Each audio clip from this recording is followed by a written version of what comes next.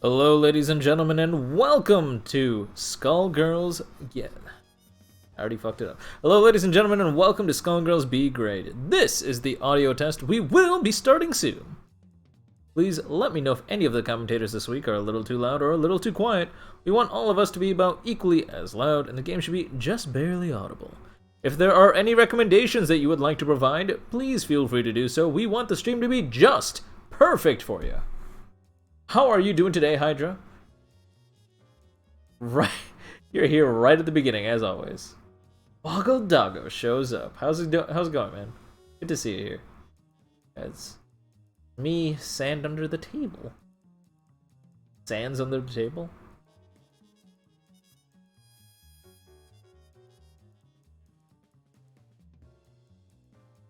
Sands under the table.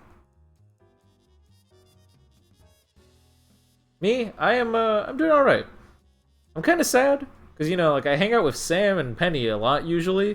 For the last month, Penny's not been feeling well, and Penny and Sam just both have. I just haven't really had a chance to hang out with them, and I guess they've been busy people too. I don't know. I miss them. I miss my squad. Sam's gonna be joining us today, I think. So we got a friend. Been a while since I've been here, mainly because of my life conflicts with my schedule. That is unfortunate.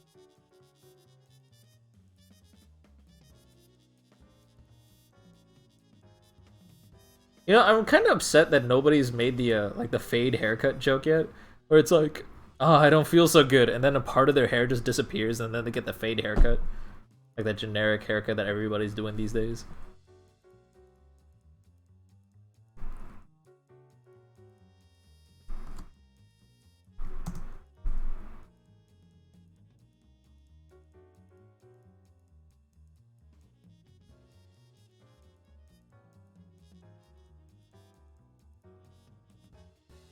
Hey there, Argus. How you doing? Good to see you here. We are waiting on a few more people. Just a reminder, if you are participating today, please join the Steam group chat. You can find the Steam group chat by typing !BG8 chat into Twitch chat, and then you'll get a link to our thing where we use to communicate about logistics. You can communicate with me however you want about logistics. However, I'm most likely to note any administrative thing you ask me in there. So if you can't find your opponent, etc., talk to me in there. Yeah, everyone can play. The challenge link is the first out of these 4 links. The first link is the challenge link. Go ahead and click it. You can also type !bracket, I believe, and that'll take you to our GG8 challenge page, and the first tournament there is the same as the BG8 120 link above. Whoever wants to play can sign up. We're going to keep signups open for about 5, maybe 10 more minutes. Depends how few people sign up, but then again, I'm also in a hurry, so we'll see what happens. We already got a few people signed up. Yeah, I think we'll probably start at 8 p.m. sharp. Which is when we're supposed to be when we're supposed to be starting. It is not when we're supposed to be sharding. I should probably go to general. Oh, jeez. What's happening?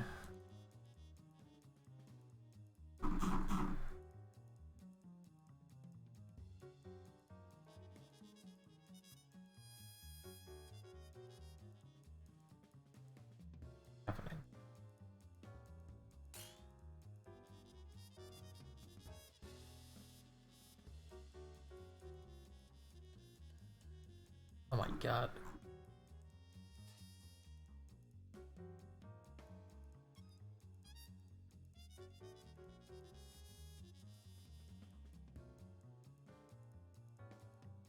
Y'all gotta at me more often. Oh, gee. How far back does this go? So it started yesterday at 11:24 p.m.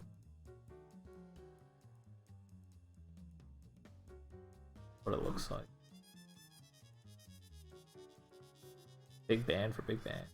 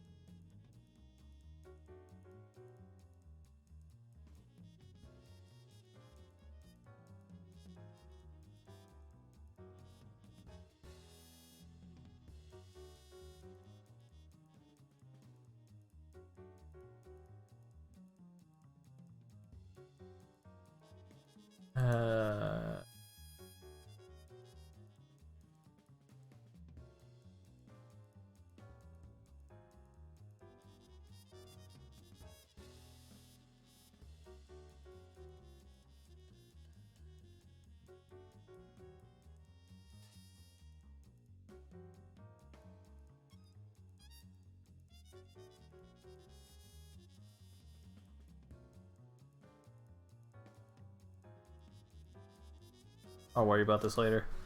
I don't want to keep reading this. Let's not sour a good day. Can you sign up? You're from Europe. Yeah, absolutely. We don't restrict by region here, for better or worse. Most people here would say worse, but that's okay. I don't even care. You have an Ethernet cable, but the ping still looks bad. That's... I did yell at you to get one, and I am happy you did. No matter what anybody else says, that Ethernet cable was a good thing for you.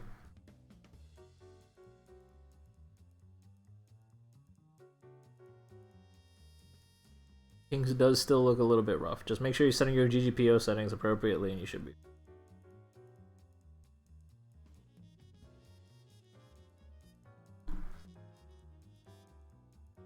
Also, not like I think what was it? Variant also said that. Yeah, that ping is not the worst. You can work with that ping.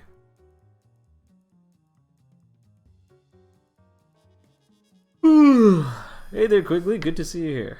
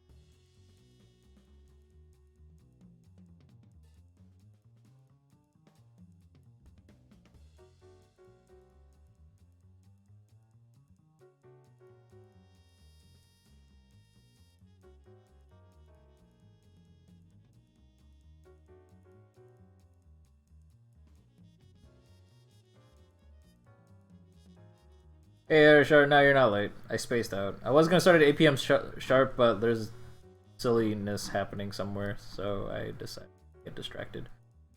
I can join the group for playing? Yes. Yes, you can. Oh, heck, it's Wednesday, isn't it? Yes, it is. Good to have you here. Good to have you here, Swagga. I feel like I can't... Like, lately my brain's just been so bad at deciding what words to say. And it's like, it just combines two words. It's been doing that a lot lately. It's like, good to see you, good to have you, good to have you. Help.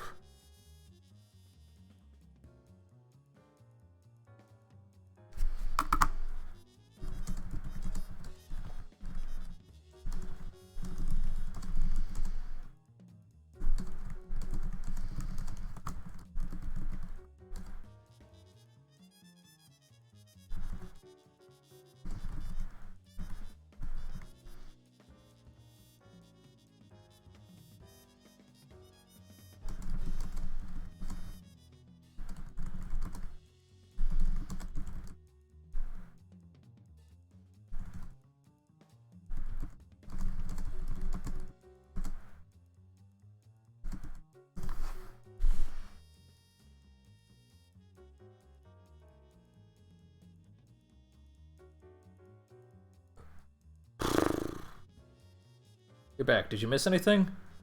Nah, my brain just kind of shut down for a while. Hey, my dude.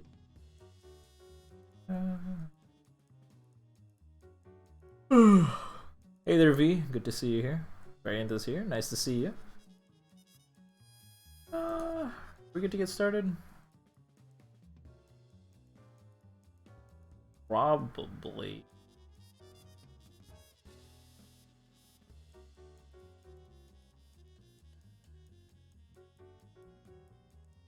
Yeah, we're probably good to get started. I'm gonna go ahead and refresh the challenge page if anyone has not signed up.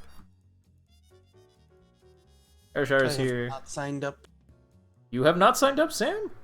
No. Are you gonna fix that? No.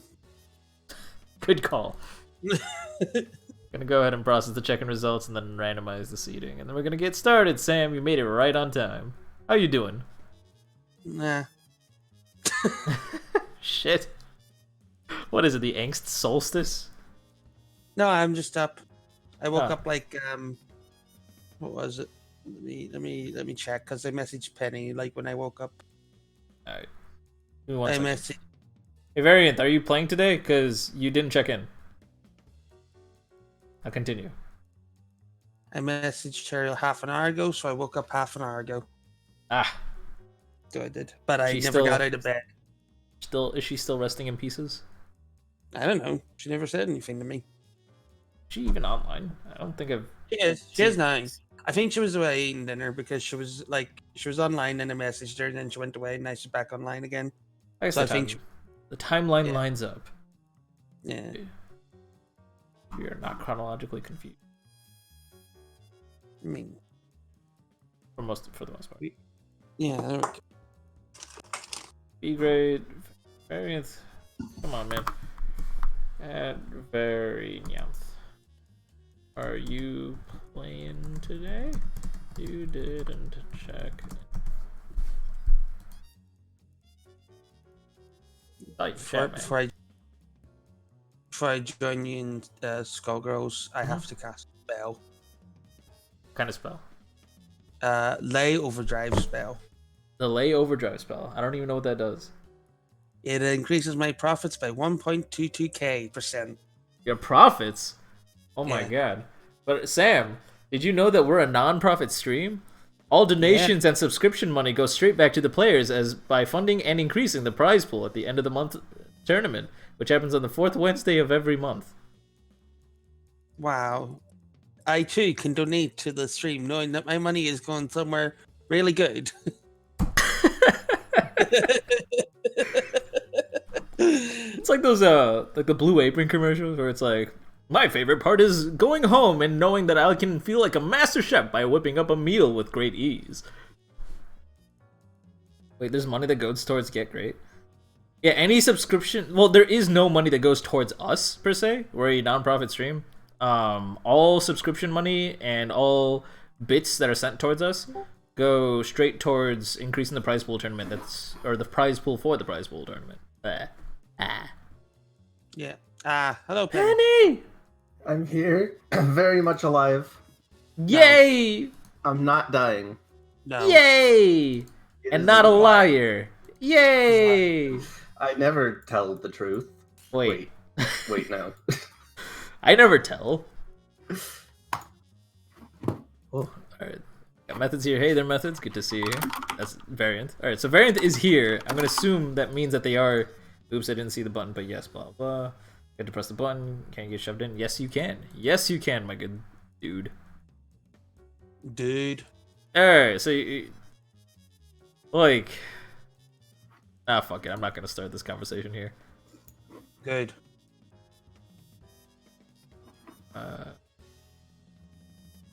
Wait, how did Triv get in? How did he do that? How did you do that? Press the enter button. No, but we checked in.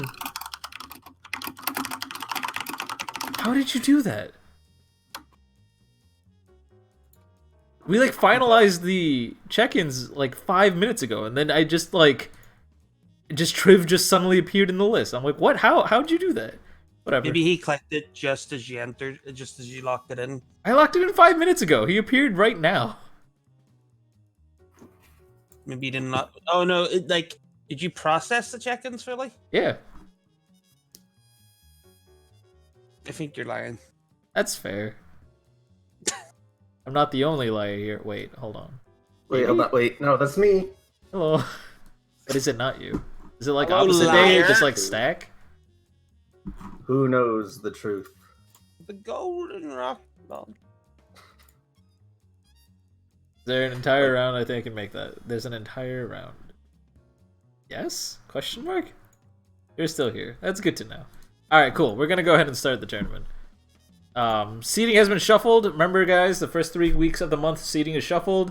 You get seating points by placing, and that gives you a little bit of a competitive edge for that prize pool money on the 4th week of the month tournament, which is the biggest deal of the month. But for now, we're going to worry about this tournament that may or may not matter. Who gives a fuck? Let's start. It matters to the people who enter.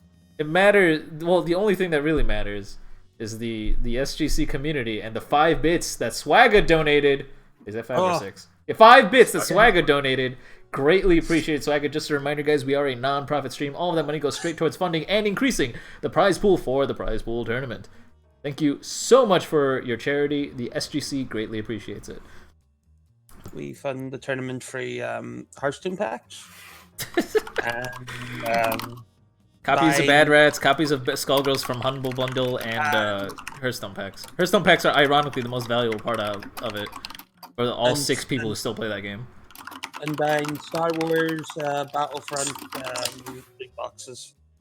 How much is a loot box in Battlefront? I have no fucking clue. Sounds too rich for my blood. It is EA after all. It's EA. It's probably like to buy a skin. It's probably donate your firstborn. I play Magic the Gathering IRL, Arrowshire, 1 step ahead of you.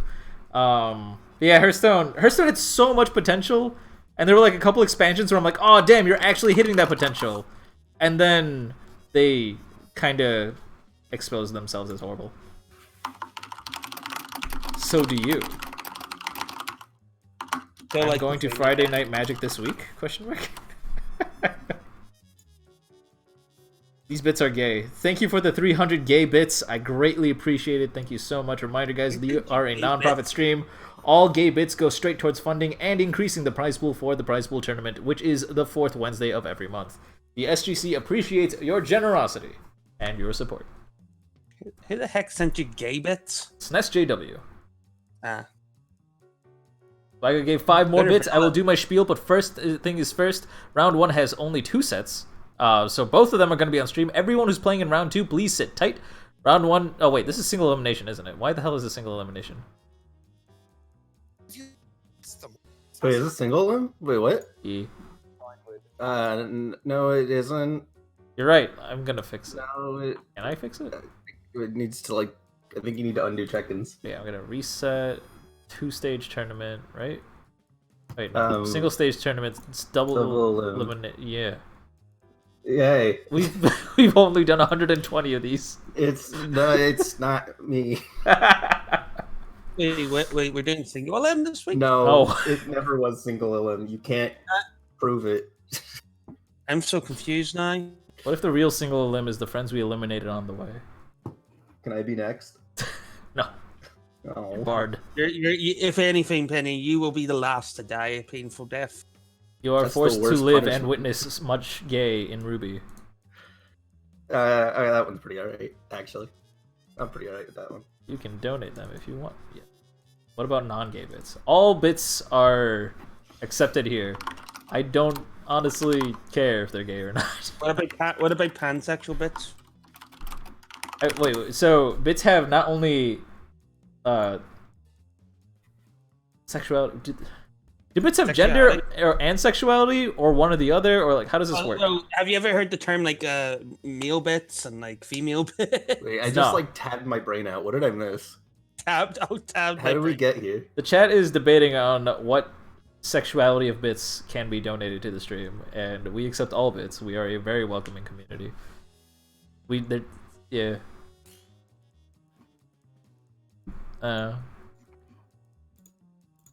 All free to bits are good. Every time I say like we are a very welcoming community, I feel like the only reason I would say that is if anyone was questioning how welcoming we were. It just feels like I'm putting a red flag on top of myself.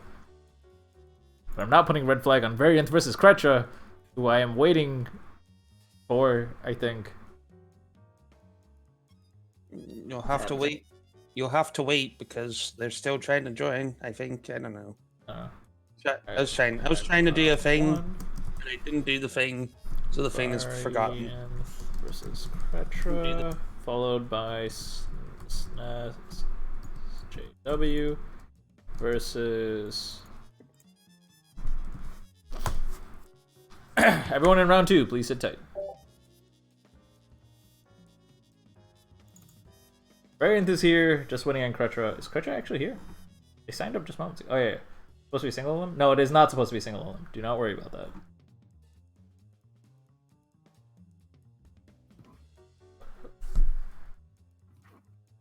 I knows you keep getting gay bits. Thank you so much, Swagger, for donating 5 more bits with an extra helping of gay. Greatly appreciated. Just a reminder, guys, we are a non-profit stream. All bits and donations and subscription money go straight towards funding and increasing the prize pool for the prize pool tournament, which takes place on the 4th Wednesday of every month. What's taking place right now is Methods versus Kretra, and by Methods I mean Variant, but I don't think people are supposed to know it's Variant. It's just Methods. Variant's got a lot riding on this. If he doesn't win, he's getting banned. I get? Wait, really? Yeah, we were having a discussion last night. Dang. You seem to be... Yeah. He didn't quit. Alright, Penny, what fighting game have you been laughing? It's still Tekken. Nice! See, I told you, like, as soon as you start labbing Tekken, you're just gonna be stuck there forever. There's too many people to know. I mean, forget too many people. It's like, it takes 10 years to learn your fundamentals. Yeah. So I feel like playing a bunch of different characters would help in a lot. Still love that. It's just alright. The match has started. Tekken. Yeah, I mean, it's got immediately fish for something else to talk about. So, but like Tekken is Tekken. I was talking to Kenji about this, where I'm just like, I gotta start practicing Tekken now, and Kenji's like, nah, it's way too hard. And I'm like, but if I don't practice now, how am I gonna be competitive by Tekken 9? It's pretty true. Yeah. Also, I'm not echoing, am I? Because I was having trouble with that last night. No, you seem pretty good. Okay. My execution is going. I got the Korean backdashes down. I got the wave dashes down. Do you actually do like the down back, or do you do the shortcut where it's like back quarter circle back? I do the shortcut. Oh, okay. But it's actually more of a long cut. You have to press more things. It's more easy. Yeah, but wave dash is the same input, except it's not the shortcut. That's just how you do it. Oh, interesting. It's the other way. So it kind of works for both. Who hasn't quit SG at least 5 times? I technically never quit SG, I just don't play the game. Wait, hold on. People are robots. Are you guys robots? Can you guys hear me? Ah. Yeah. Interesting. Let's see if I can change the server real quick. I don't even remember how to do this. Sam, how do I do this? You go to the top where it says Skullgirls Be Gr8.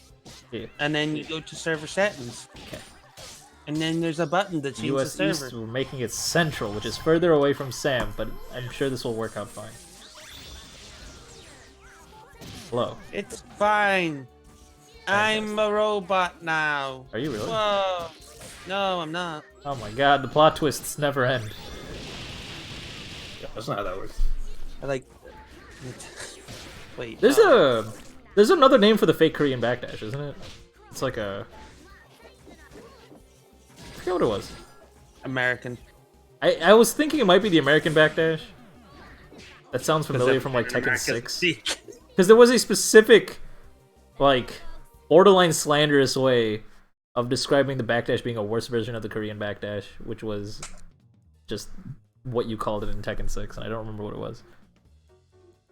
You can fake Korean backdash. I mean, I guess, yeah. A buffered Korean backdash? I don't know. I feel like that's the politically correct way to call it. Tekken 6 was a bad game. It didn't have gigas. It's true. I mean, the game was definitely lacking in a lot of gigas. It's also lacking in... It also had prototype jacks. It's also the game where I discovered Fang, and it's funny because, like, normally when I pick up a fighting game, I like try every character at least once and see which one like clicks with me the most, right? Tekken 6, the first time I played it, this was before I knew anything about competitive fighting games whatsoever. First time I tried Tekken 6, I thought I tried every character, and then like 2 months down the road, my friend's like, "You need a new main. You should play Fang." And I was just like, "Who? Who the fuck is this character?" And I just had no idea he existed the entire time. I didn't know if anybody played this character, I just never knew that he existed. And he was there. And now I play Fang, kinda, sorta, but not really. I never thought about that method not working with Backsway. I've gotten lucky and not picked a Backsway character yet. What's a backsway? So characters like, I think it's characters like Paul and stuff, like, they have a down back and then back motion, or down forward and then forward motion that goes into a sway. You can also buffer into it with a quarter sickle. And it's basically, you know, Sam, like how when you press a button, you're in like a weird temp stance that like lasts for like a second, where you can press another button, you'll continue your chain. The sway is basically an attackless stance you go into. It's like you're like in this weird like sliding forward motion that lets you press buttons and then funny things happen. You know the American punch that not this true American punch, like the weird where I slide forward and punch you really hard attack I do with Paul? With Paul? Yeah. I don't think I've played against you, Paul. Well, you will someday, and you will die.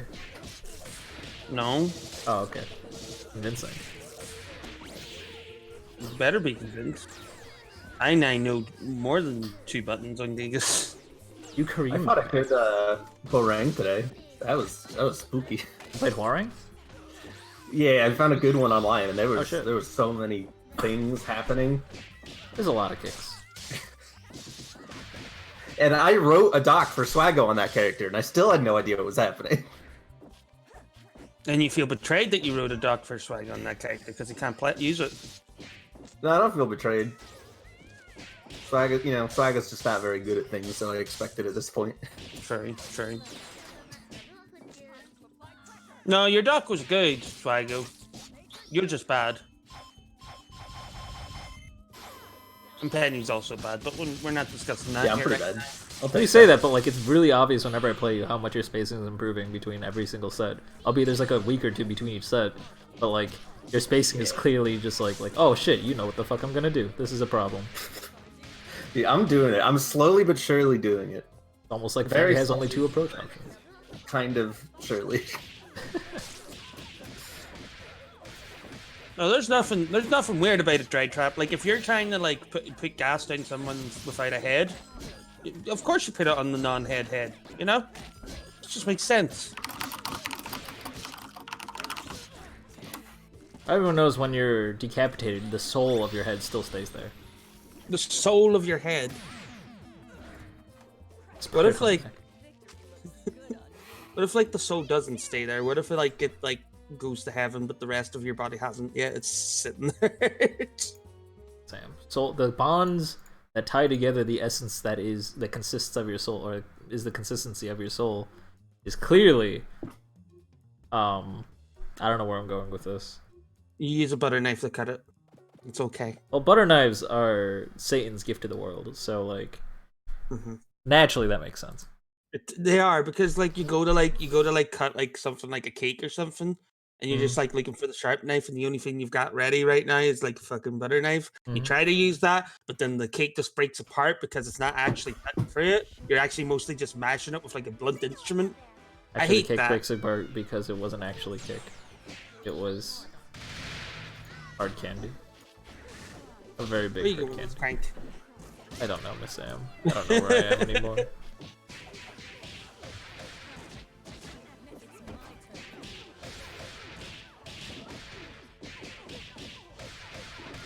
I should probably learn the Korean backdash. I prefer like doing backdash and canceling into a step up or step into the foreground or background. That lets me instantly segue into a walk if I need to. It's also, I mean, like, obviously I'm not blocking while I'm sidestepping, so that's the downside. Yeah, Korean backdash optimizes how, like, backward movement while you're blocking, so that's kind of cool, I guess. But, yeah, it's fine.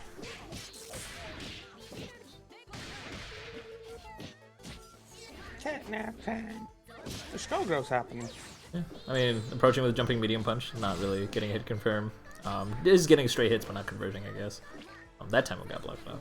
If you don't Korean backdash and you play against somebody that can Korean backdash, you're so much less mobile to them that they can just run it down on you, and there's not much you can really do about it. So, it just lets you backdash while blocking. No, that's, well, sort of. There's more to it than that. So the idea behind Korean backdashing is they can cancel dashes into other movement options, right? So, you can, while you are constantly moving backwards and you are also blocking and you're building space against your opponent, it lets you control spacing to a very fine-tuning level because you can actually choose how far back you're going in your backdash before you down back to cancel it. So that's super helpful. On top of that, because you're always backdashing, at any moment you can cancel it into a step into the foreground or step into the background instead, which is not a true Korean backdash, it's just a different type of movement, and it lets you do all sorts of dumb stuff. Yeah, if you take somebody that's Korean backdashing versus somebody that's just backdashing normally, you get like 3 backdashes for every one if you do it the Korean way. Yeah. It won't be 3 Korean backdashes worth of distance, or 3 backdashes worth of distance. It'll be like a backdash and or it'll be like 2 backdashes worth of distance, but you got to execute 3 times, which means you were able to do stuff out of it 3 times. Which is nice. From the way I keep hearing of it, it just sounds like a 3D fighter wave dashing. Well, the wave dashing is another movement thing that people have. Yeah. No. Yeah, no, in Tekken it's so important that it's just fundamentals. It's not even advanced, it's just... Or you don't have to be good at movement, you just have to cheese the game with like a really bad character like, you know, Gigas. Yeah. I love Gigas.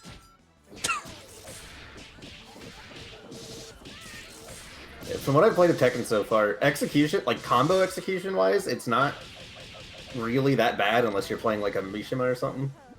But even it's that is everything not else bad. that's getting me. There are like very specific inputs that are hard in the game, but like most links and combos and stuff are really, really simple. Like, Doing optimal damage on a Mishima is heckin' hard though. I guess, yeah, I guess you're right. That's true.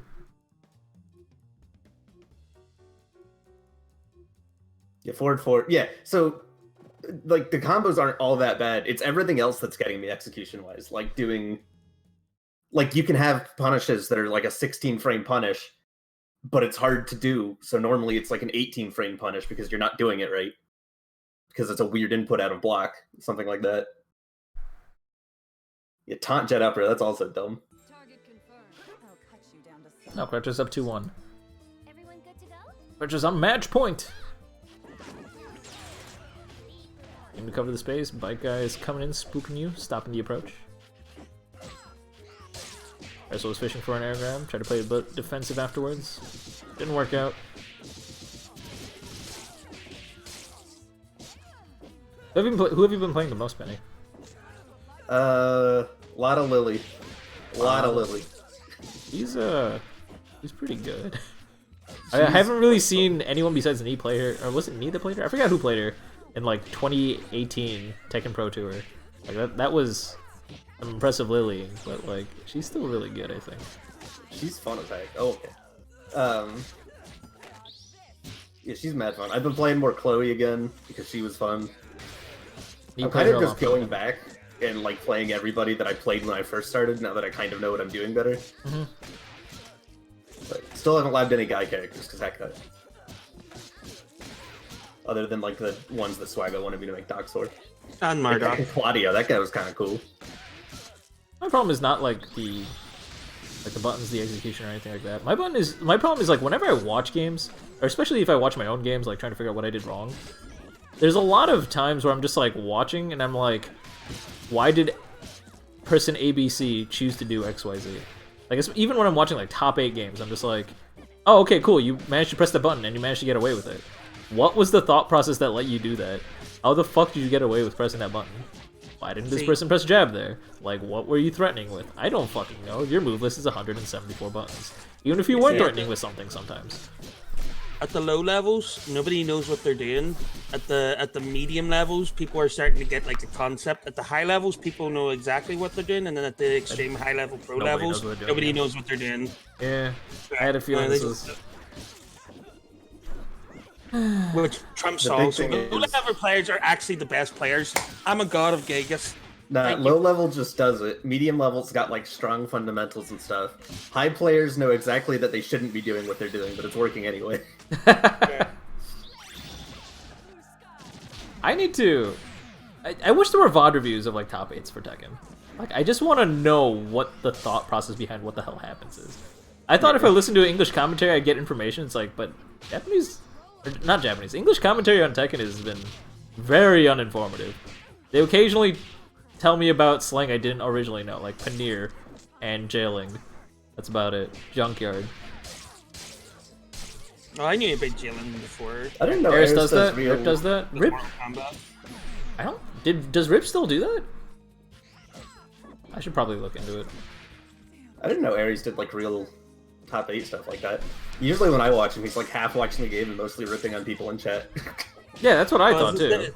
Is this the guy in the And I quite enjoy it. It's the dude with the super beard. We watched a bunch of them, Sam. Wait, this is the guy whose chat is always high, as he says. Yeah. Alright, okay. It's the guy that hates his viewers. Yeah, I love him. I didn't know he reviewed shit either. I thought he just... I mean, he's pretty good at the game. I thought he just hated life. He knows a lot about the game. He doesn't talk a lot. He doesn't spew his knowledge, unfortunately, but... Yeah. He did explain a lot why, like, the Mishima Hell Sweep was so useful, because even though it's a lot of work for just, like, 28 or 38 damage, because the threat of the Hell Sweep exists, it fucks you up and, like, sets you up for to be vulnerable for, like, some 70 damage combo or something. I forgot what it was. Yeah. He's like really good awareness on that. He just doesn't spew that knowledge often enough, in my opinion. I like AC fan dropping the Ares emotes in chat too. Respect.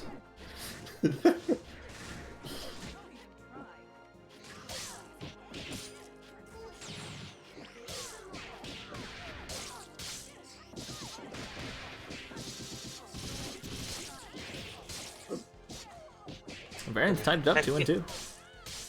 Not looking too hot this round right away. I'm gonna lose that Parasol, probably the last set of Variant, but unfortunately, they are gonna be incoming to a Parasol loaded up with vials, but gets caught. We can get this Parasol or this Valentine out of the picture. We can even up the game real quickly. I don't know why, but I'm glad it's an Emote Act fan.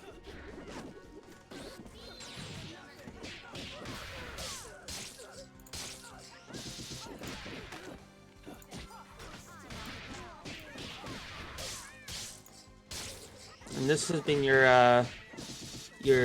1 minute Skullgirls talk. It was like In other news, I mean, there was like in other news, like I was watching the 2019 Tekken Pro Cup or something like that from like February or January or something, and there was a Fang player, and he was doing phenomenally well. Like, he was playing really, really well. And it was thanks to the blasted Salami. That blasted Salami had a really, really good breakdown on exactly how Fang works. So, like, after watching that video, everything they were doing made 100% sense to me. And it was great, because they weren't using the combo, they were using the combo that I made a very similar version of, because the combo that that blasted Salami showed did not let you set up for Oki. So I'm like, oh, sweet! Someone else realized that too. That's great.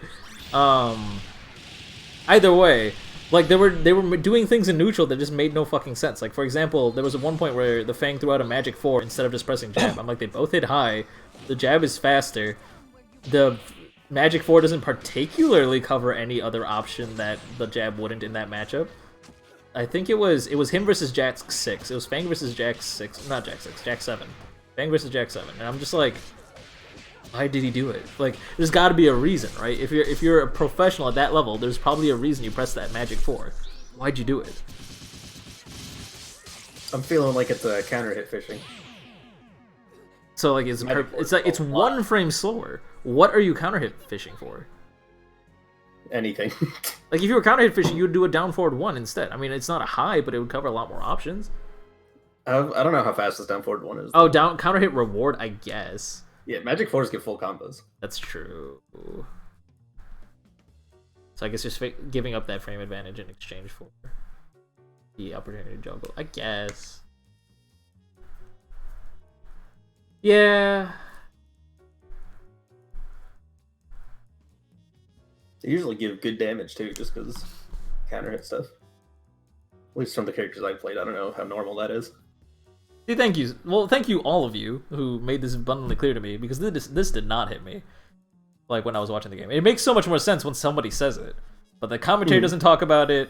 I have no idea what the fuck is going on. And there are like 200 situations like this every set, where I'm just like, why that? And if someone could just spew out, oh, it's because they get the counter hit potential and they don't lose that much frame advantage, or some shit like that, I'd be like, oh, of course. I'd actually feel like I'm learning the game. But instead I'm just sitting there being like, that's great. Why'd you do that? Help. Who's fighting? Who is fighting? It's gonna be SNESJW versus Hydra.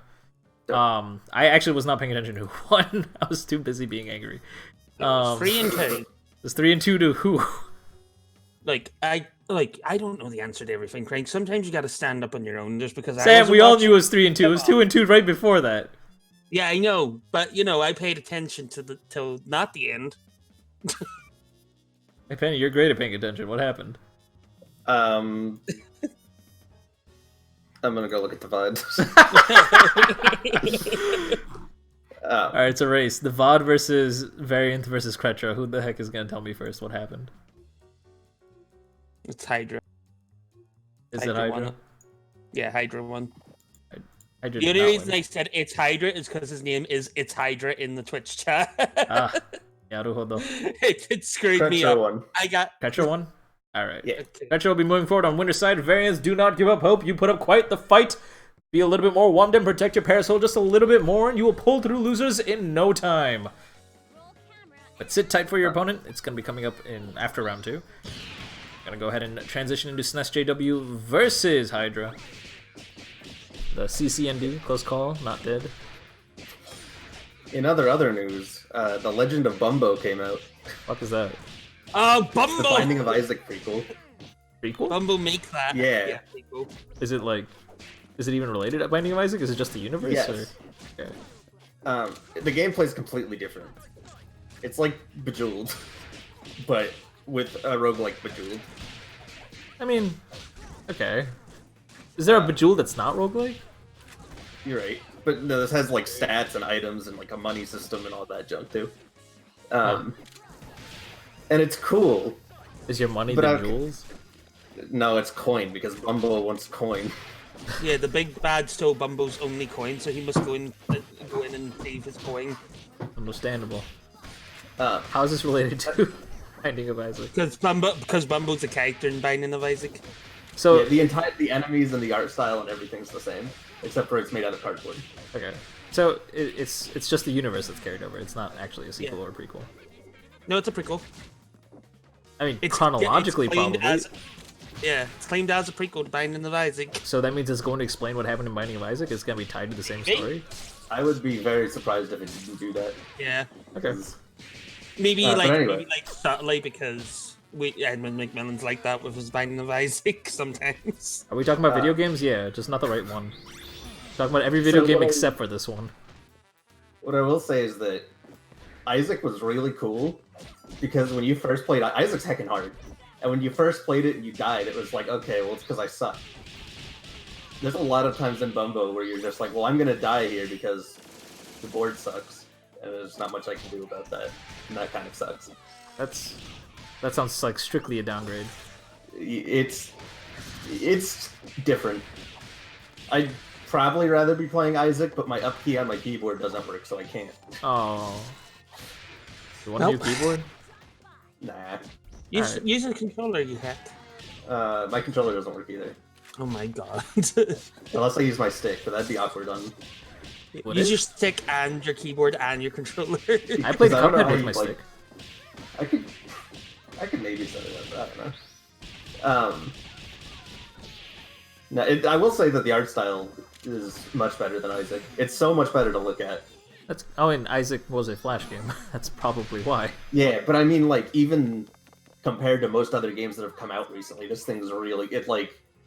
It's super just everything's made of cardboard. And it's super stylized. Super... You have a pretty cutscene? That's like... Well, the cutscenes are drawn, like Isaac was. Send me a pretty screenshot. Send me a pretty screenshot. Yeah. I also just love the trailers for like the Binding of Isaac and stuff because it's just a bunch of dudes playing with clay dolls or cardboard dolls. Reviews are mixed. That's how I feel. I think there's some like broken parts of that because I genuinely like the thing that really just perturbs me is that room that's just completely dead silent. I don't feel like They it's fixed that. Oh, good. The game's perfect. I sent you a picture.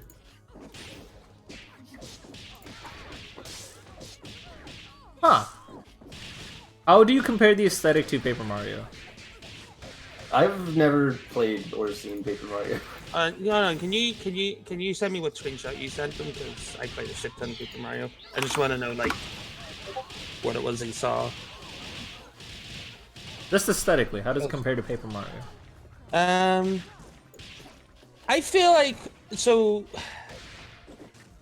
Paper Mario's got more of the actual paper element in its style. That's true. If that makes sense, I mean, yeah. Like, in universe, it probably revolves around the fact that they're literally It made of revolves paper. around that fact, yeah. And this is But, just like, strictly an aesthetic thing. Yeah, because like this is more just like an aesthetic thing. So it is. Disappointing. Like it's got like not. It might have something to do with the universe because like the whole thing with like the drawings was because it was like Isaac and all drawing it. So it might be like Bumbo is just like retail. I think that's the reason why is because Bumbo is a little bit dumber than Isaac. A little bit. Like, yeah, even the way that he talks is dumber. So it is.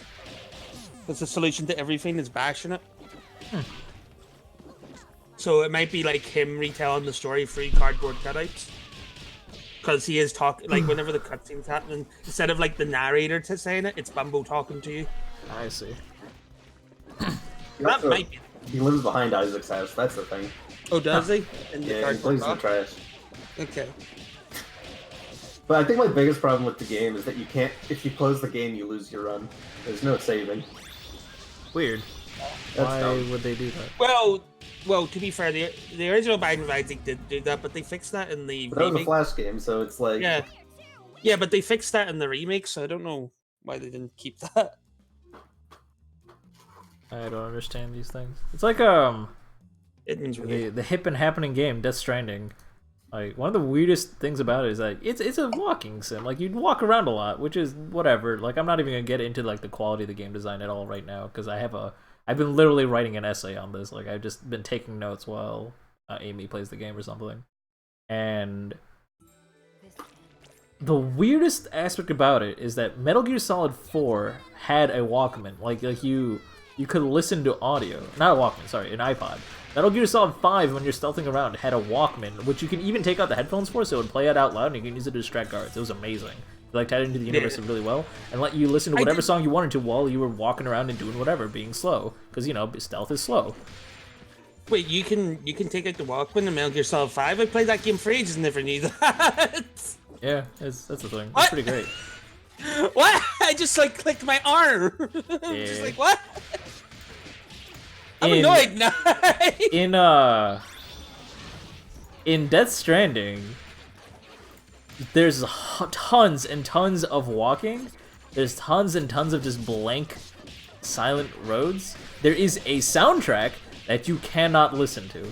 If you want to listen to it, you have to specifically not be walking and be in your bedroom to listen to it. But you can't listen to it when you actually want to listen to it, you know, where there are actually no sounds and nothing else to fucking do. You cannot listen to it. You can build these structures that play the song out in the open, but you cannot use that structure and listen to the music, and you cannot be more than like 5 feet away from that structure and listen to the music.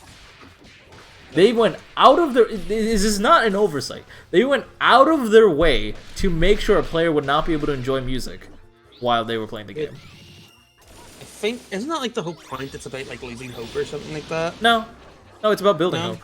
It's the exact opposite. Okay. Yeah. Yeah. The game has a very lighthearted tone to it. In a weird way, it has a lighthearted tone. Like there's like everyone's dreary and like depressed and stuff, but everywhere you go, people are like so happy, and you're like making everyone like feel fantastic and shit. The game is not really depressing, and I don't think it's supposed to be. Maybe, I don't know, maybe that plays into, I don't know. Kojima's a bit of a weirdo sometimes with like design choices. Kojima is super weird. I mean, I strongly advise Kojima for Monster.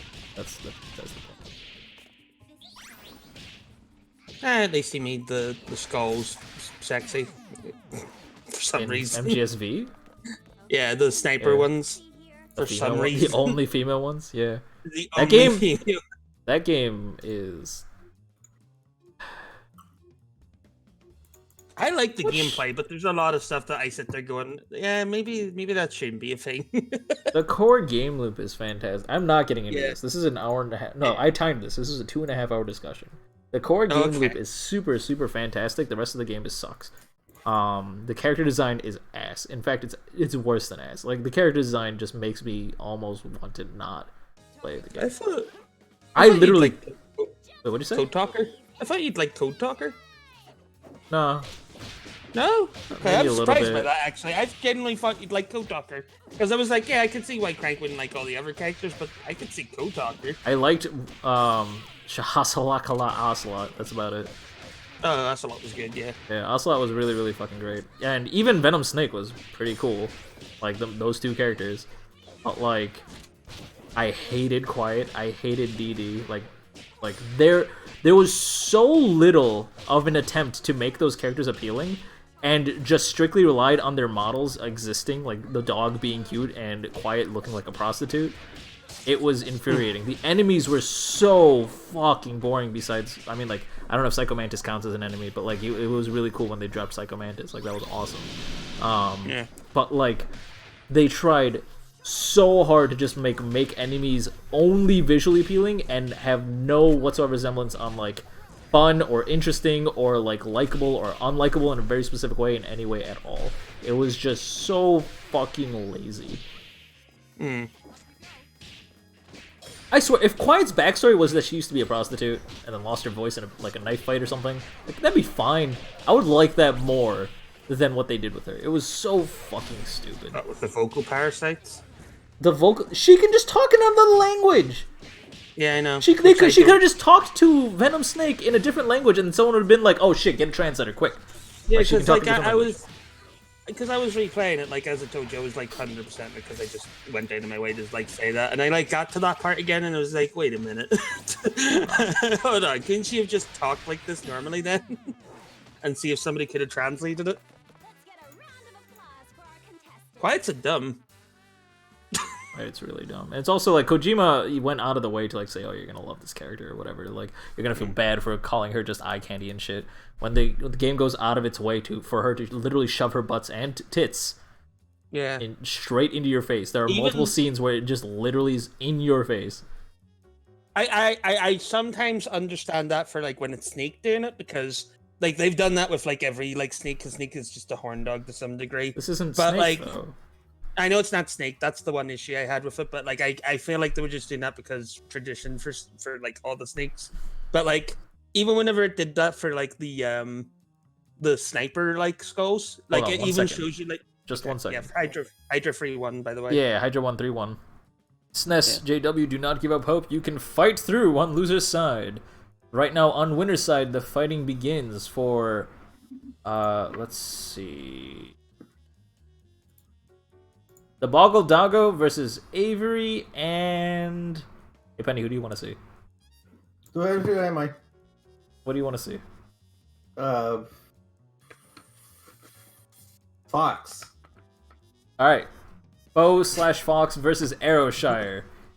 Followed by the Boggle Doggo versus Argus Avery. You guys will be up next. That means Triviality, Kretra, Facade, and Hydra should all be playing off stream.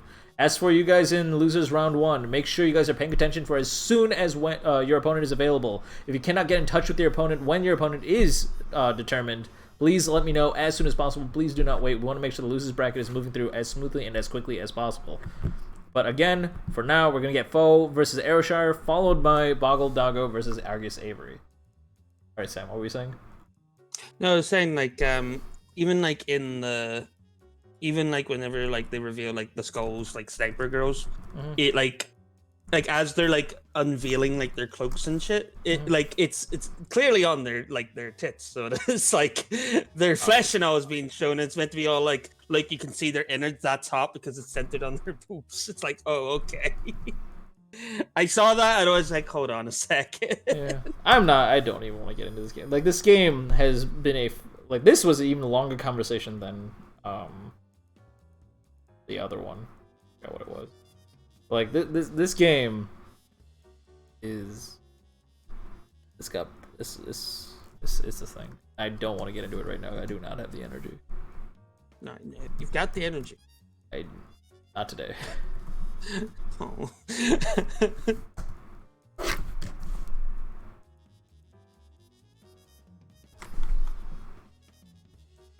Yeah, he does have the energy.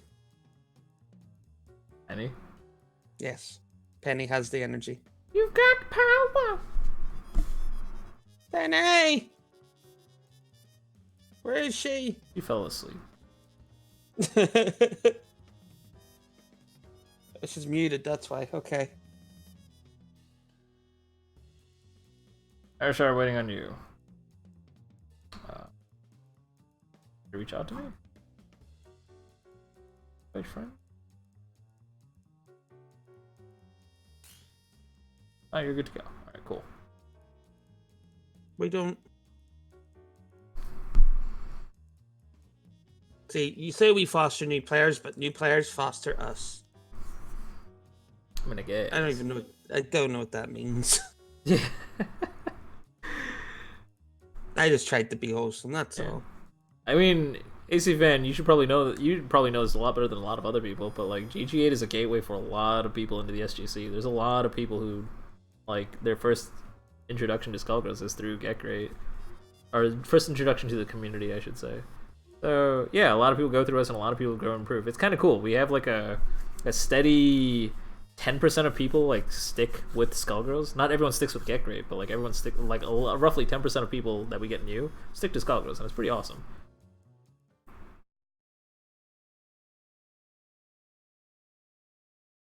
You haven't been active in like 2 years. Yeah, that's true. Blabbing out that Animal Crossing.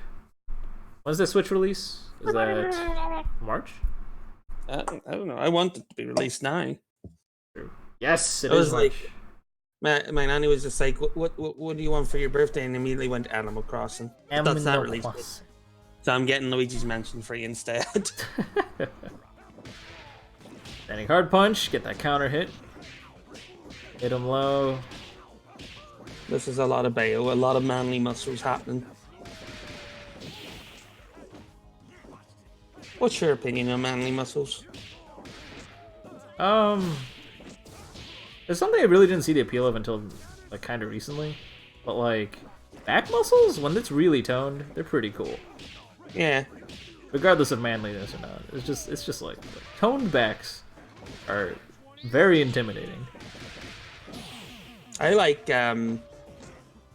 abs, but not like when they're on like see like Bayo, like his abs, nah, like because his body is like big technically, but like so I don't like his abs. But like when they're like really like skinny and like really small and they have like small abs, it's like oh, that's pretty good.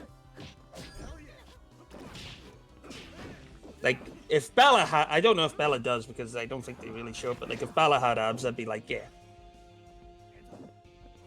Did they show any characters' abs besides Fortune's? I mean, they show Bayo's, you can clearly see them. True. I just figured they were like drawings on his outfit. Well, that's on that color palette probably, but like his default, he is shirtless. Oh yeah. Quite, I just realized that this game has Lewd Bayo in it. He's shirtless. Lewds in my Skullgirls? It's protected only, like his nipples are only covered by his dungarees. Or bracers. What would those be called, actually, that are keeping that are around him? They're called overall? Not the overalls. What the fuck are they called? Suspenders. Suspenders, yes, that's what it is, yeah. Suspenders are good. I've always see you. Like, I don't think I'd ever genuinely wear suspenders, but I've always just wanted to put on a pair of suspenders so I could hold them and pretend to be a mayor of the city. That's all I want.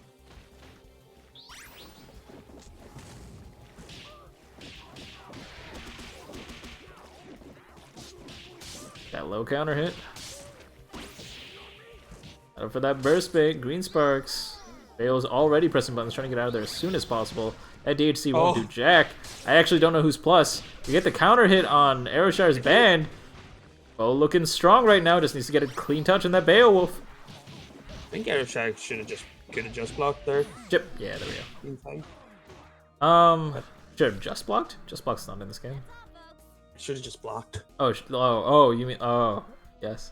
Huh, that is weird, huh? Just blocking being a mechanic name is like a... This is very misleading, huh? Yeah, no, yeah.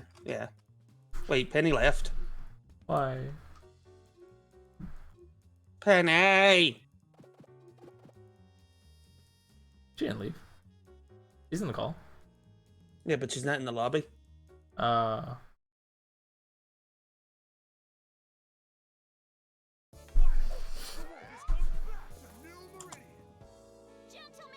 Alright, foe up 1-0 against Aeroshire. I mean, that's no easy feat.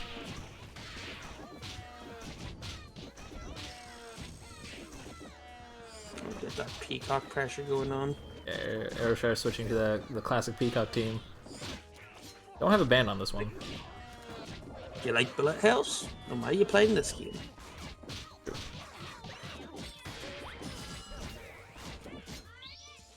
Good absolute guard there. BBGC, get in right in between, get the gigantic arm wall splat, fail to mix up afterwards, and then it was good patience on Foe's part, but didn't really follow up the super with much. Unfortunate. Yeah.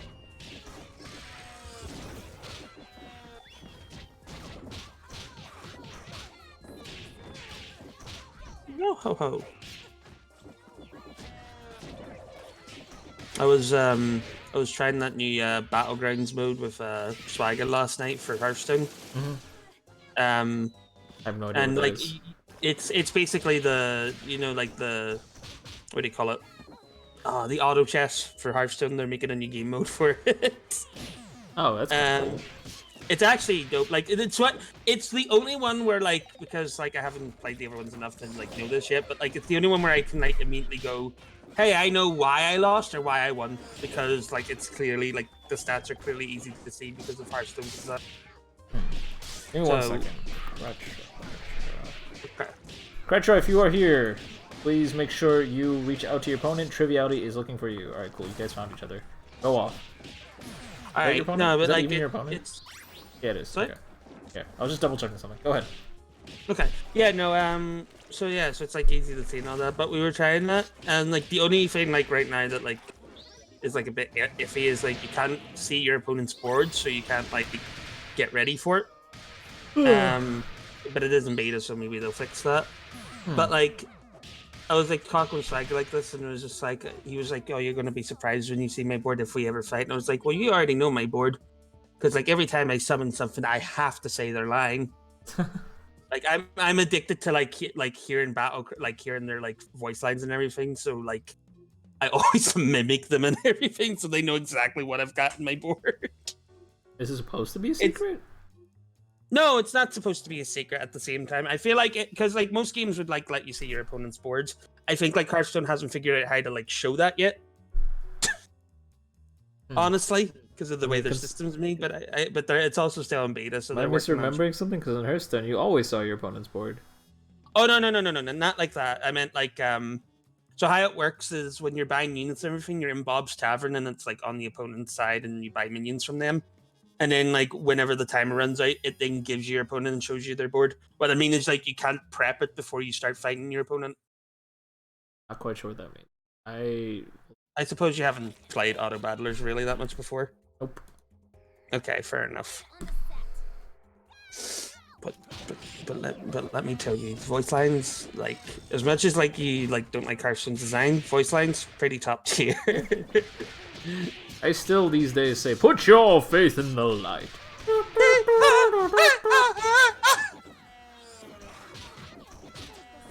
or like this time for sure. Dun, dun, dun, dun, dun, dun, dun. Or something. All that good shit. My dream ends. Your nightmare begins. Yeah, that's a your badass line.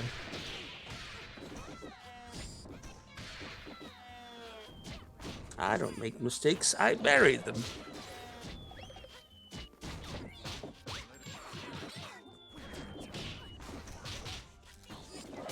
What's the get in here, pile on. What the fuck was it called? A fight! Count me in! It's Grim Patron. So yeah, the Patron. There you go, Patron Warrior. It's like everyone, get in here! Fucking pile on! I loved that shit. A lot of people found it annoying. I thought it was the funniest fucking thing. They've tried to like do patrons again in like other expansions because he was such a like big card for that expansion. Yeah. I can't remember what it was. I think it's Arena Patron in the I can't remember what it's called, Rastafan's Arena or something like that. Where it's like if you overkill with it, where it's like you deal excess damage to a minion when you attack it, you summon another Arena Patron. It's not good. It's not good at all. Dang. That's yeah, Hearthstone's pretty good at just killing win condition. I mean, yeah. I mean, it was cool. Like that they added a new win condition for like a neutral card. Like they added Mechafoon. Have you seen that one? No. Mechafoon, you might like the actual idea of Mechafoon to some degree. Mechafoon is like if you have a completely empty board, a completely empty hand, and a completely empty deck, and this minion dies, you win the game. So your last two cards have to be him and something that'll kill him? Pretty much, but there's like multiple ways of like beating it, of cheating. Is that it, a of neutral course. card? It's a neutral card. I assume you use Warlock and Sacrifice. I mean, no. I think the big one actually was Druid. So it was for Mechafoon actually. Why? Because they surprisingly have a lot of ways of like drawing cards as well as killing off their own minions. Cold like, they've tried oh, they removed Cold Light. Yeah, but they still have a lot of ways of drawing their own cards. Like they like now to be fair though, like they recently they've done like a lot of balance changes recently, like more so than they usually do. And their big one that they recently did for balance was they were trying to like keep and change class identity to what it's meant to be.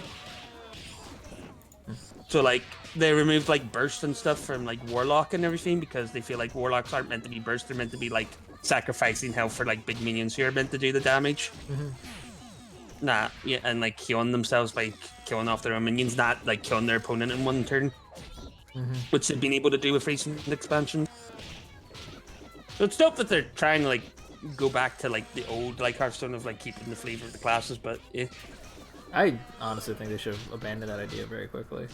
They're like Ben Brode's. Well, Ben Brode I think is long gone from that team, but like his original idea of like, oh yeah, this type of deck archetype is for this class, and like that shit was like really dumb. It should be every class should have a huge multiple of archetypes, so it allow people to play what they want with who they want, with like small tweaks given that passive ability. It's a cool idea. I mean, there's still like multiple like types of decks for a class. I think like before this last expansion, I think like the meta was like very varied in its classes. Yeah, but like, 95% of the time, it's usually just like these 3 classes are viable with these 2 types of deck for each. It's like very limiting. Yeah, no, but that's what I meant. Like I meant like there was a deck for each class, like in the top levels. That's kind of nice. There was a tournament like, format that I thought was pretty cool, where you had to play with 3 different classes. You had 3 decks. It was like basically first to 5 wins, and you had to, if you won with the deck, you can't use that anymore, and you have to win 3 times or something. I thought that was cool. That's what they still do. Oh, that's awesome. I do like that tournament standard. I remember like in the beginning they were like fumbling around, being like, "What the fuck kind of tournament standard do we do?" Then they thought. I think that's oh, like good. standard now to do, where like you have the 3 classes, and then if you win with it, the class is out. That's cool. I'm pretty sure it's either that way or it's the opposite, where like if you beat their class, then they lose their class. I can't remember, but I'm pretty sure it's the when you have to change class one. They still. Well, I know there was another one that like said you had to have 4 classes, and then you can instantly kill one of them. Like you can just choose not to fight one of them. I remember that was a thing. I thought that one was kind of cool because there was a bit of a ban thing in it. Yeah. Ayrshire takes Still it 3-1 against Foe. Still the. Oh no! Wait till we get the next match set up. Appreciate it. Oh, Penny's back! Yay! We missed you. My headphones died. Oh! We got really worried, so we were like, Yeah. Penny, no. It was lonely. Anyway, let's get Boggle Doggo versus Argus Avery in here next. Facade versus Hydra. Have you guys played yet? I don't see any dialogue between you two anywhere. Where's Facade? I got an open lobby ready. Facade sent me the invite. Okay, so Facade versus Hydra is probably happening right now. Boggle Doggo versus Argus Avery. The Boggled Doggo. That's a boy. That's a boy. The Spookle That's a Doggo. person, I Not should Halloween anymore, but I can't fucking say anything.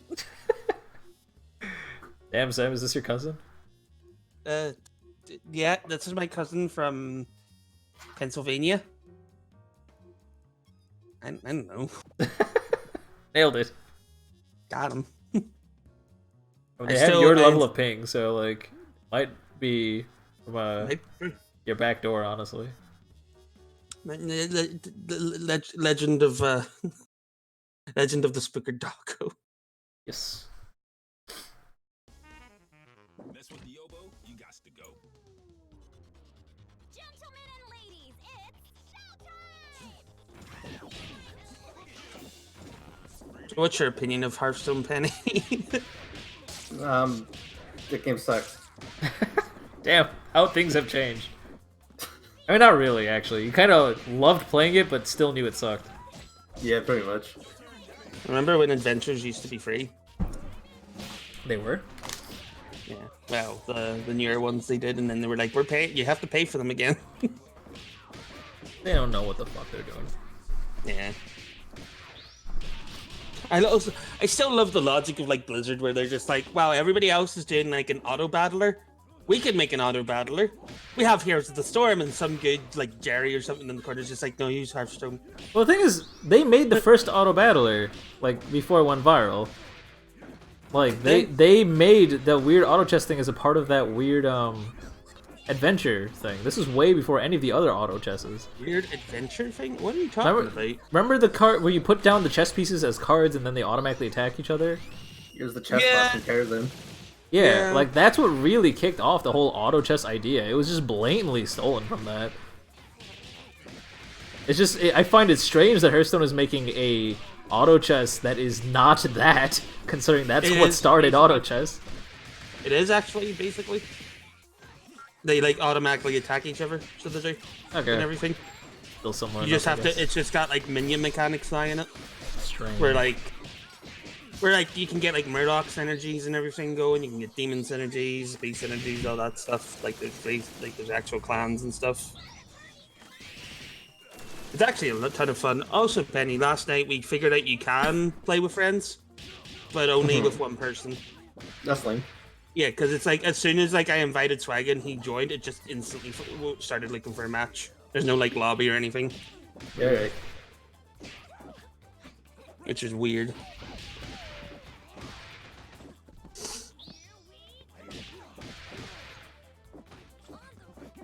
So Penny, why have you not played Paper Mario? I don't even know what console it's for. Everything. But the best one is GameCube. Yeah, I had the a best one is GameCube, Nintendo 64. but What are you talking about? I never owned a That's what- Nintendo 64. What? This one's GameCube. Heck you. What were you saying? That's in your door. Wait, did you say it House was New on the Door Nintendo is 64? N64. Yeah, I never had that. You have Project 64 though. I don't even know what that is. Project It's an 64 is an emulator, and it'll just run the game, make it prettier, and it'll run more smoothly with fewer frame drops. Just play it on that. I didn't even know I had that. Except paper. I mean, I assume you have that. Like, it's anytime anyone wants to play an N64 game these days, it's just on Project 64. I don't even think Penny I've doesn't ever play played an Nintendo. N64 Wait, game. Penny just doesn't play Nintendo. Oh no. Penny, Yeah, I know. It's a damn shame. It sure is a shame that Penny plays I've absolutely screwed out of it zero a lot. Nintendo games. So Penny, how's She that has Fire played- Emblem? How's Hogwarts Three Yeah, Houses? She played A Link to the Past, so she did. You played a I've Zelda never game? played. I've never played a Zelda game. Except I've A Link- never, other than like 15 minutes of Link to the Past. Okay. I've never played a Mario game. That's not Except Mario Smash. Maker. And Mario Maker. Yeah, I played that for 15 minutes. Damn. Yeah, Penny's not a Nintendo person. Do you like platformers in argument. general? Do you like other platformers? It might just be a genre thing. I Holy don't shit, that think it's that parry. I don't. I don't think it's that I don't like platformers. It's just I don't play them.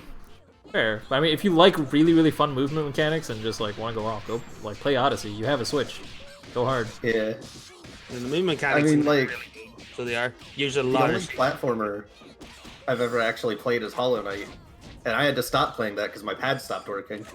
Yeah. And then I like hadn't played it long enough, and I don't remember anything about it now. Hollow Knight's not Hollow a Knight. platform, it's a Metroidvania. It was just platforms. I mean, yeah, but like I get where like Penny's coming from. It's still technically a platformer in like the basic sense. That is the closest to a platformer that I've played. Yeah. Okay.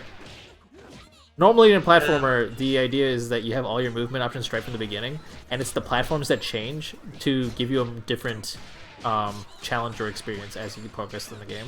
Whereas a Metroidvania, what's changing is your abilities and like your ability to actually use your, or not, sorry, like the variety of things you can do as a movement option.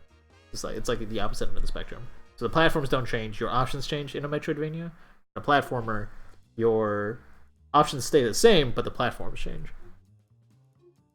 Does that make any fucking sense? Yeah, that makes sense. Yeah, the like Metroidvanias I like is the ones that are like, oh, we're giving you like new movement options, but we're also changing the level design to like make the game like you're still having like new challenges rather than just, oh, you've got more movement abilities. I don't know. I feel like I mean, Indivisible did a really good job of combining the two. Indivisible gives you more movement options, but at the same time, it feels like the real challenges and how they're changing the types of platforms you're gonna deal with. It's like a perfect hybrid between the two.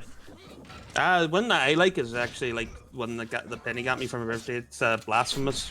So it is. Haven't heard of that one. It like as soon as you like look at it and like the way it's like save point system and everything, it like I immediately thought Dark Souls. So it's got a very Dark Souls feel to it, but in a Metroidvania style. All the enemies, like I could see it being like, oh yeah, I could see that being in like that type of like game. But like the actual movement is very. I'm trying to think how to describe it because it's not smooth, but it's not stiff. It's loose, I guess it would say. But like the game knows that it's loose and like plays around with that.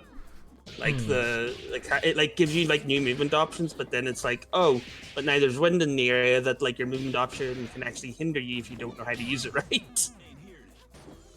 I see what you're saying. That's kind of interesting. Yeah. I like Blasphemous. It's a good game. I need to finish it actually. Avery up 2-1.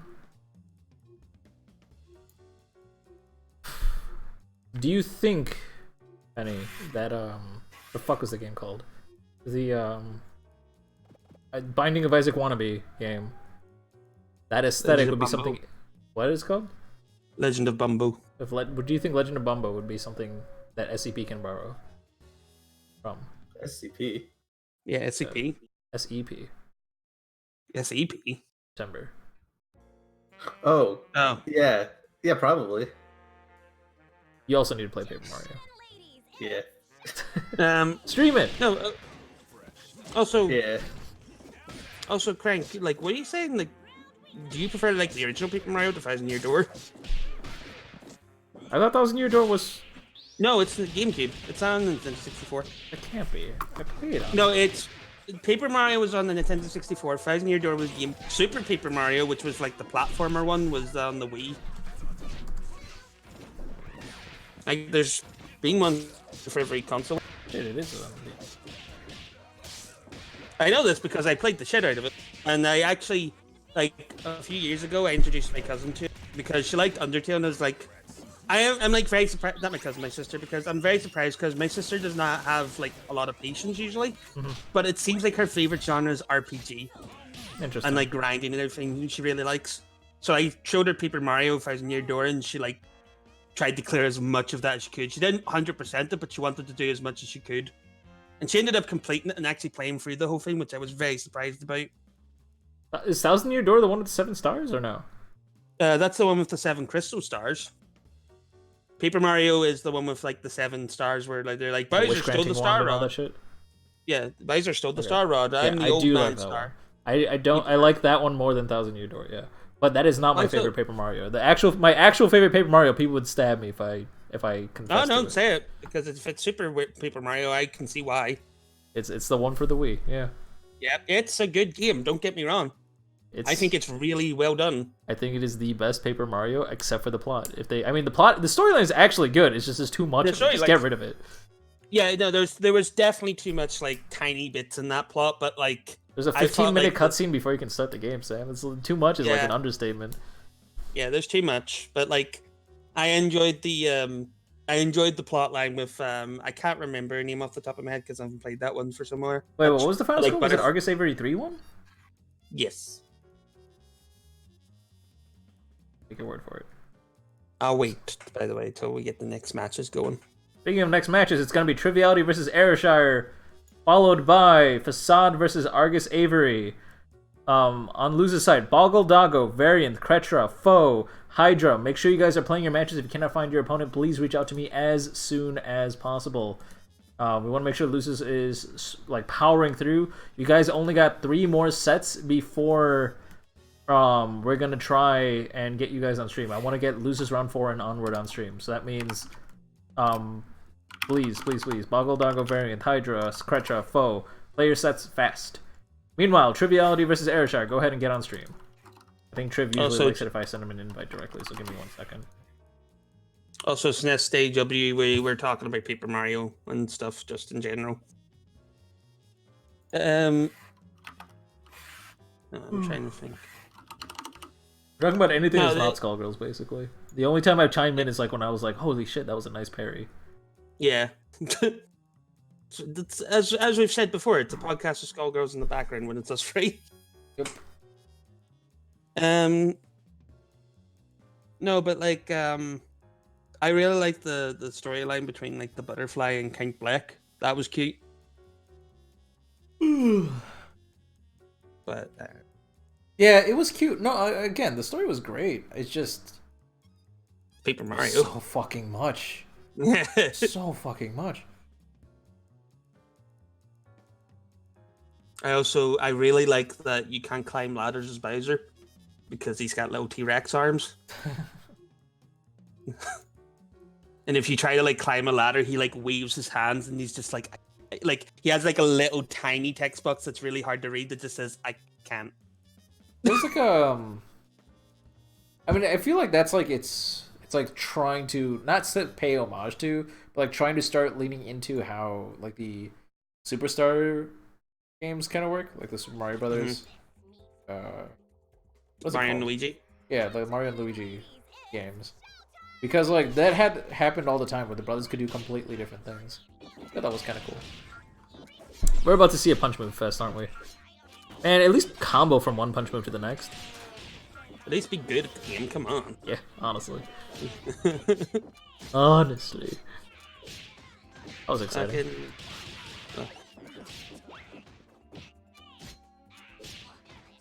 This is the most exciting Skullgirls match we've seen yet. I live for this. This is what Skullgirls is meant to be. Oh, he's probably hit the squiggly meta changer.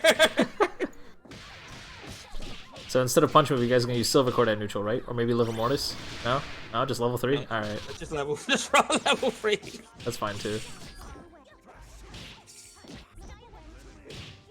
Nay. But Stop dying. no, These? no. Yes. What do I have to do to make you stop dying? I'll do it, I'm crazy. No. Alright, Crank, you gotta know. That's what you gotta do. What do I gotta know? Sam, what knowledge do I need? You need the knowledge that your taste in games is not as bad as you think. Sam, I have like 2 people telling me that my taste in games are good, and 25 people telling me that my taste in games is horrible. Or actually, it's more accurately, I can't enjoy good things. I ruin video games for people because I point out everything that's a problem with it. Very, very effectively. That those people are probably wrong. I mean, they're not, though. I ruin video games for myself in the same way. Holy shit, that fridge. I mean, that was a good fridge. I mean... Not again, but, you know.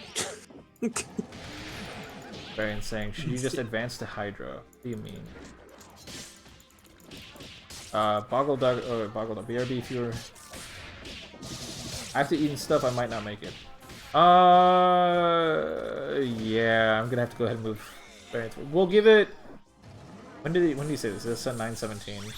I'd expect it to take like 15 minutes. Yeah, we're gonna go ahead and move variant forward. Sorry, Boggle Doggo. Hopefully you choose to join us next time. Sure you would have done phenomenally, but this time, just because we're on a time crunch, we're gonna go ahead and move variant forward.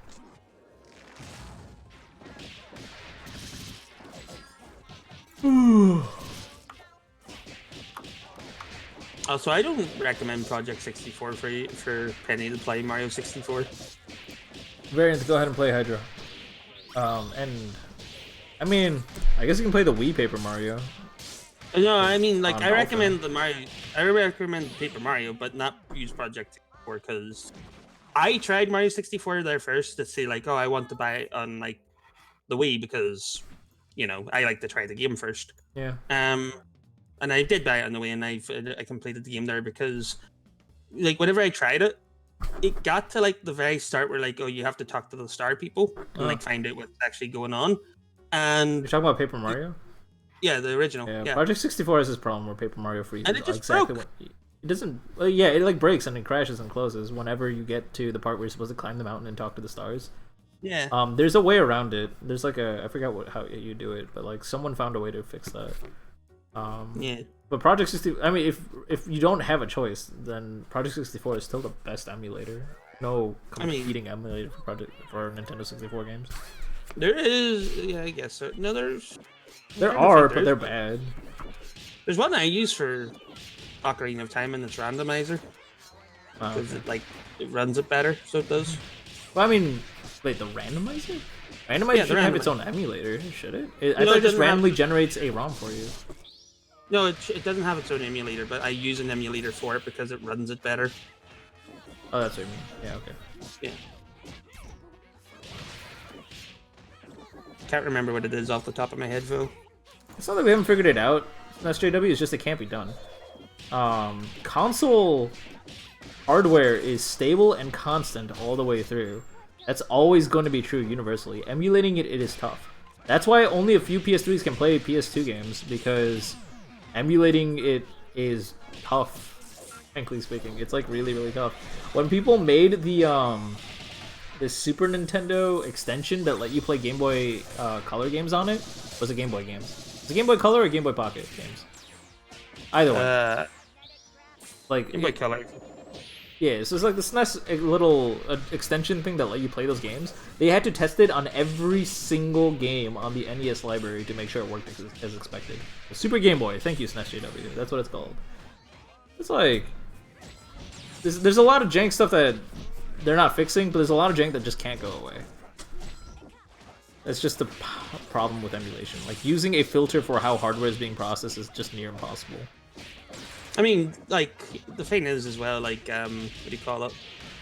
They even do that, like, with more modern, like, examples. Like, you can, like, there's this weird thing in Mario 64 where, like, there's a, like, in Bowser and, like, the Fire, like, Sea or something like that. I think that's what the level's called. There's a, it only happens on emulators or the Wii console, so it does. Where, like, there's a platform that is just constantly rising. It's like shakes slightly when it reaches the top, but only on those versions. And if you stand there for like 10 hours, it eventually like rises to the top.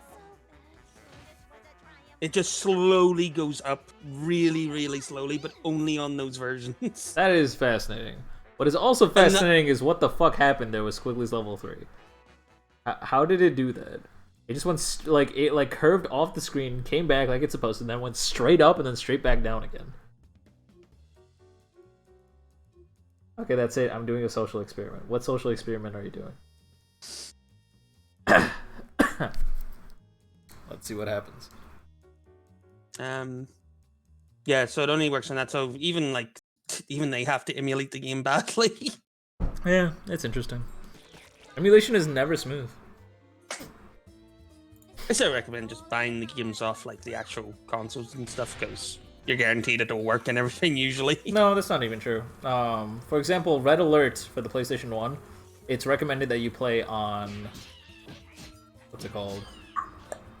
PC, like a PC emulator, instead of actually playing it on the console, because the game just barely functions on the console. But the emulator just optimizes it and makes it run like an actual functional game. Fair enough. There's also some weird stuff with some games on the store. For example, what do you call it?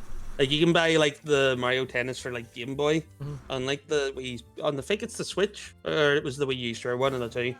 But the problem is you can't unlock Yoshi or Luigi on there. No, Yoshi or Waluigi, because the only way to do that was if you played multiplayer using a link cable. What's happening? But you can't use the link cable. It's like crashing. Is Trev using the like switch? Why are we doing this? Commentate on your match. Why do you... Commentators are paying zero attention. I mean, like... What do you want? What do you want us to tell you? They're memeing. Wow, whoa.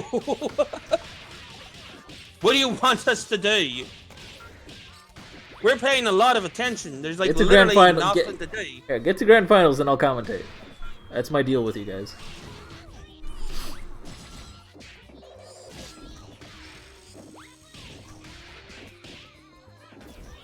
If your social experiment was that we weren't paying attention, we are paying attention. You guys are just memeing, so there's nothing to say. We called out the punch move thing. We're like, this is great. You guys are using punch move with each other. I was about to ask questions about how if you can line up the iframes perfectly, but I also know the Z engine well enough to know that would never happen because it calculates one hitbox after the other.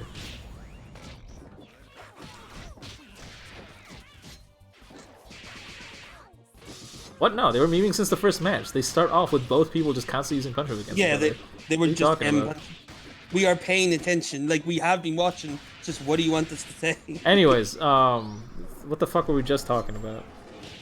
Yeah, something more important. Oh, yeah, someone mentioned the PS1 emulation is actually decent. That was Facade. Game Boy Advance emulation, I think, is probably the most robust because Game Boy Advance scripts just decompile into C, which is kind of cool.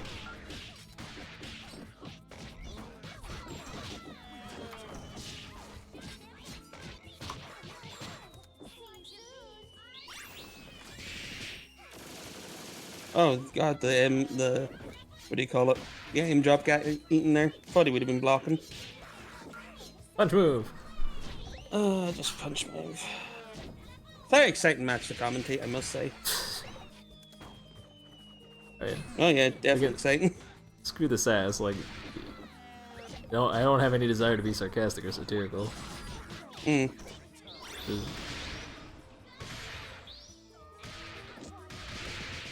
That was kind of interesting. Oh, okay.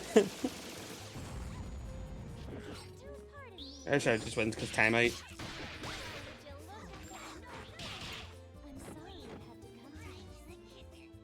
The heck is Hagen? Come on, you call that a fight? 100% accuracy on those is possible because you can do a 1-to-1 mapping for all memory. Like it's a little bit easier. But I mean, I don't know. I don't fucking know. I don't make emulators. That's not my job. Never heard of it. Commentate our match, please. Yes, sir.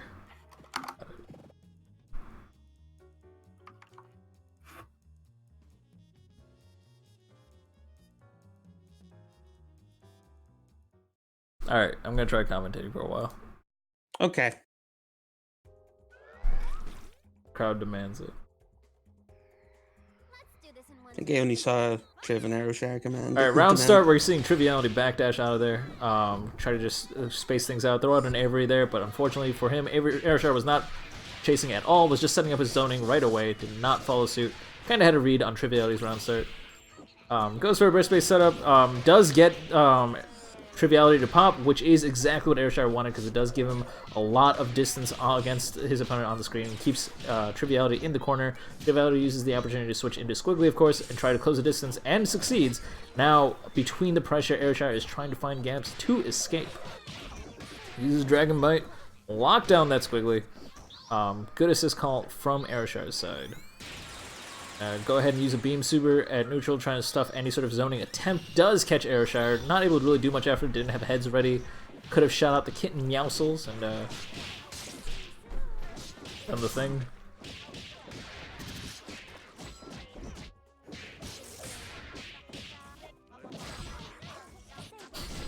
Jumping medium punch, jab, jumping medium punch. Medium punch the God button, getting all the hit confirms. Gives Robo really near that chance to shine. Oh, happy birthday. Yay, got both characters. Oh, he dropped it. That's unfortunate. But also, Airshire wasn't blocking? I'm not sure what happened. Maybe they teched him. Yeah. I don't know what happened. Oh, well, he's getting hit here. No one, okay. Oh, tried to teleport and use punch move to send Airshire's Peacock right into the Lenny explosion, but was just a little bit too late on that. Red burst there. Squiggly builds space. Probably not what Airshire wanted in that situation. Squiggly does not want to give up that space. We have both charges. What's the incoming? We're going to go ahead and use Bomber to make the first mix-up safe. Triviality just blocks, specs the Bomber, and then lands and gets a clean punish. Airshire was not able to continue the mix-up afterwards. Spacing out with Jumping Hard Punch. No conversion with SBO. We don't have the meter. But we do build the meter last second. Airshire trying to reversal Daisy, which only works if your opponent can't respond with Daisy. Unfortunately for them, Triviality built the last bit of meter that they needed right at that very end. Goes for the 50-50, just walk under, call beam lockdown, get the safe mix-up right on afterwards.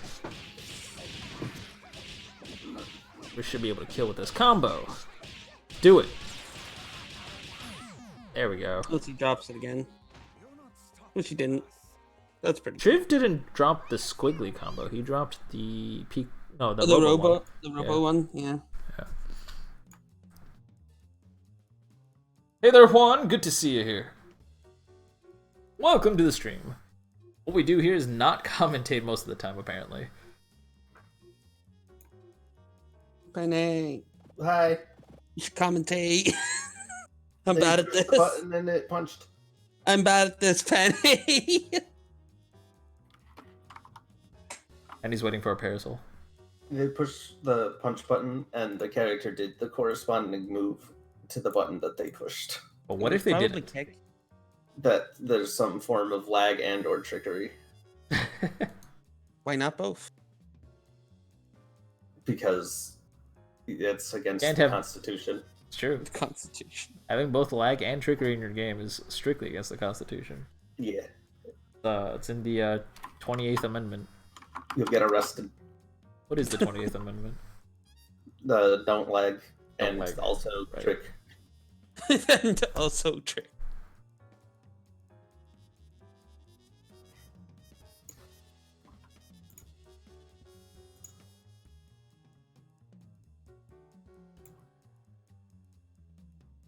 These guys gonna ready up? Proposed. Wait, there actually is no 20th Amendment. I guessed right. Holy shit. Actually, is there a 20th Amendment? I'm not understanding. Oops. You are not helping. I don't understand America, so It's 2-2 right now. What's going on? yeah, I know they're not. They're not Yeah, pushing the corresponding punch buttons. Oh my god. And or there may be lag. And or trickery. Oh, It can't be and. That'd be. It has to be or. You're right. Unless we have to get illegal to get them. Get our hands dirty. Get the illegal. the illegal. That's my Get favorite them. resource is illegals. Yeah. Are they gonna ready up? Aeroshire, Trev, come on. Confirmed there are only 27 amendments. My guess that 28 would not be a real amendment was correct. In fact, it was disturbingly Like- spot on, and it kind of scares Like me. the only number that you got like completely wrong was like the first number that B's wrong. Dang. Are they here? I don't know. They Oh, are they're in in a a game. game. Oh, they're in a game. Oh, Oh. okay. It's just not even saying that they're in a game. All right. Well, they've been in a game. Well, this is unfortunate. Unfortunate. I mean, obviously they're in a game because otherwise one of us three would be at the top left, right? Like the lobby True. owner would be in the top left unless there's a match going on. True. Lobby may or may not have borked. We'll try one more match after this on stream, and if it also borks, then we'll go ahead and remake the lobby. What if they just accept the win or loss? What do you mean? Because they said they're in a match, so they've been fighting. Yeah, it's gonna count. Yeah, and then that's the last one. Yeah, but it's not the last game of tonight. This isn't grand. Oh, you Finals, mean? Sam. Oh, I thought you meant like of these two. Like I thought you wanted to do like another match with these two. Ah. Because like if they've already broke, then surely it makes sense to make the lobby now. You fool.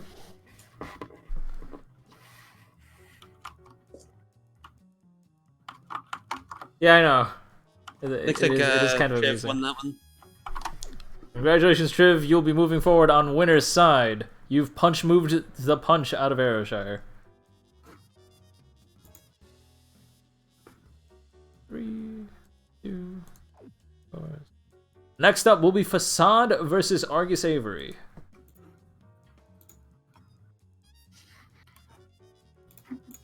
Are losers round 3 just going on or what?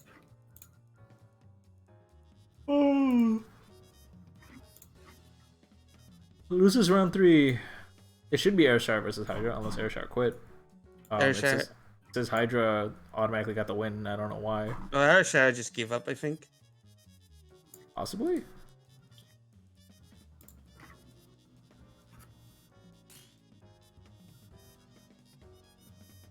You did it! Da, da, da, da, da. Maybe Airshire's not in the mood. Where are you I seeing hope this? not. I saw it in Challenger. Well, challenge, it shows Ayrshire, what's it called, has lost the loses round, yeah, so I'm assuming Ayrshire Yeah. would have put in that score. I do want Yeah. Ayrshire to say something before he just does that. Yeah. Just gonna silently leave, I mean, fine, I guess, but...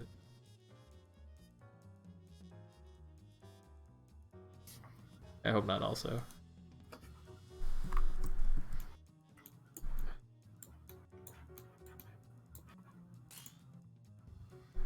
I had to reach out to Ayrshire Hydra and see if we can get confirmation. Because they're not saying anything.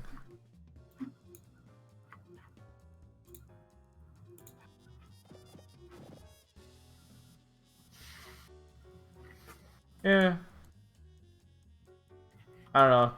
As someone who's like, if you have no low self-confidence, then when you get moved up because of a buy, it always feels like crap because you're just like, I don't deserve to be here and I would have never been here if it wasn't for that buy. Or is that just me? I don't fucking know. No, I get that, but I'm the type of person to be just like, yeah, freeway. I came in second place in my first tournament because there was only 2 people. Nice. Like that Adwin's tournament where it's like 3 people sign up and it's just like 2 of them are Adwins and the co-commentator. Yeah. Oh, sweet, top 3. The commentator didn't even sign up, so it was just me and Adwins. Can you really call it top 3 if there's not even 3? And yeah, because you're in the top 3. I guess. Top 2. Hey there, Steam Gyroid. Good to see you. There's a catches that Peacock, gets a sliding knockdown all the way into the corner, and steps back, expecting a punch move or some sort of reversal out of Peacock. Blocked the elbow raw tag from Sarabella. Able to get the punish, snap that Peacock back in, get the incoming mix up, and get the kill. Hiccup on that Bella as soon as we're in here. Let's go. Landed and was waiting for them to press reversal. Unfortunately, the reversal came out delayed. It was on reaction after realizing that they weren't being hit, which did mean that Facade's delayed pressure did get caught. It does mean that Facade would have to bait out a lot more aggressively if he wishes to do so. Was in a red burst bait, misspaces a little bit. Would have been fine if the burst was delayed a little bit, but it turns out that Argus Avery was pressing buttons, which is kind of weird. It's kind of contrary to what we just saw in with the previous character of Sarabella on the right-hand side, where they did delay their burst, or what would have been they did delay their reversal. Just, whatever. English. Whatever. Beautiful.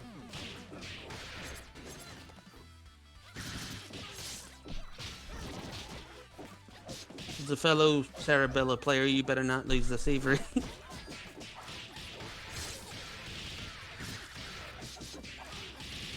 I'm disappointed. Well, Facade's definitely not. He's probably feeling himself real nice right now. Took that win very convincingly.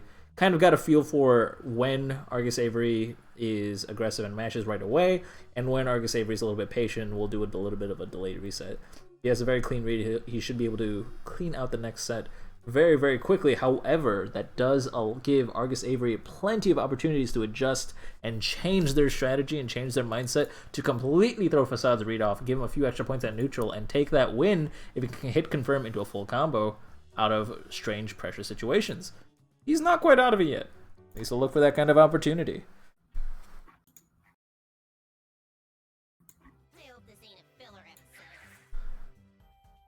Cat is fine too. This runs up, hoping to low profile something, just in neutral. Peacock was just backing off. No one's able to get a real clean hit until that bomber came from downtown, since it was an assist that gave him the hit confirm that does scale the combo, but it don't matter. Does it scale to 50%? What does it scale to when an assist gets a hit confirm? I have no idea. Dang. I'm gonna say a hearty 75%. I mean, mine is max scaling because of switchers. Nice. That's a good point, actually. Oh, jumps the 360. That is unfortunate. Yeah, no one ever dodges the 360. Alpha counter does take a few frames to get in. By that time, Fortune was already recovered, which means she can just hold up the moment Sarabella touched the ground. Bait out, that's 360. Jump over with Fiber Uppercut. Does get the cross up with the assist, because the assist is hidden by the bottom of the screen. Get a nice hit confirm. We're going to combo all the way to side. We're going to go ahead and do Cat Scratch Fever, DHC into... Fenrir. It was not Gregor. Fenrir, thank you. Fenrir. Fenrir. Armor locks him down. Try to PUGC out of there, but PUGC get hit is the classic. But now we caught both characters in a very devastating combo. Goes for A-Train to finish it off instead of SSG or instead of Brass. He went into Brass into level 5. He could have killed both characters easy. That is unfortunate. Ah! They got this. They got this. That's the... Dabs and lows. That's the fake Philia dying. Or it is Philia. Never mind. It's real Philia dying. See Philia.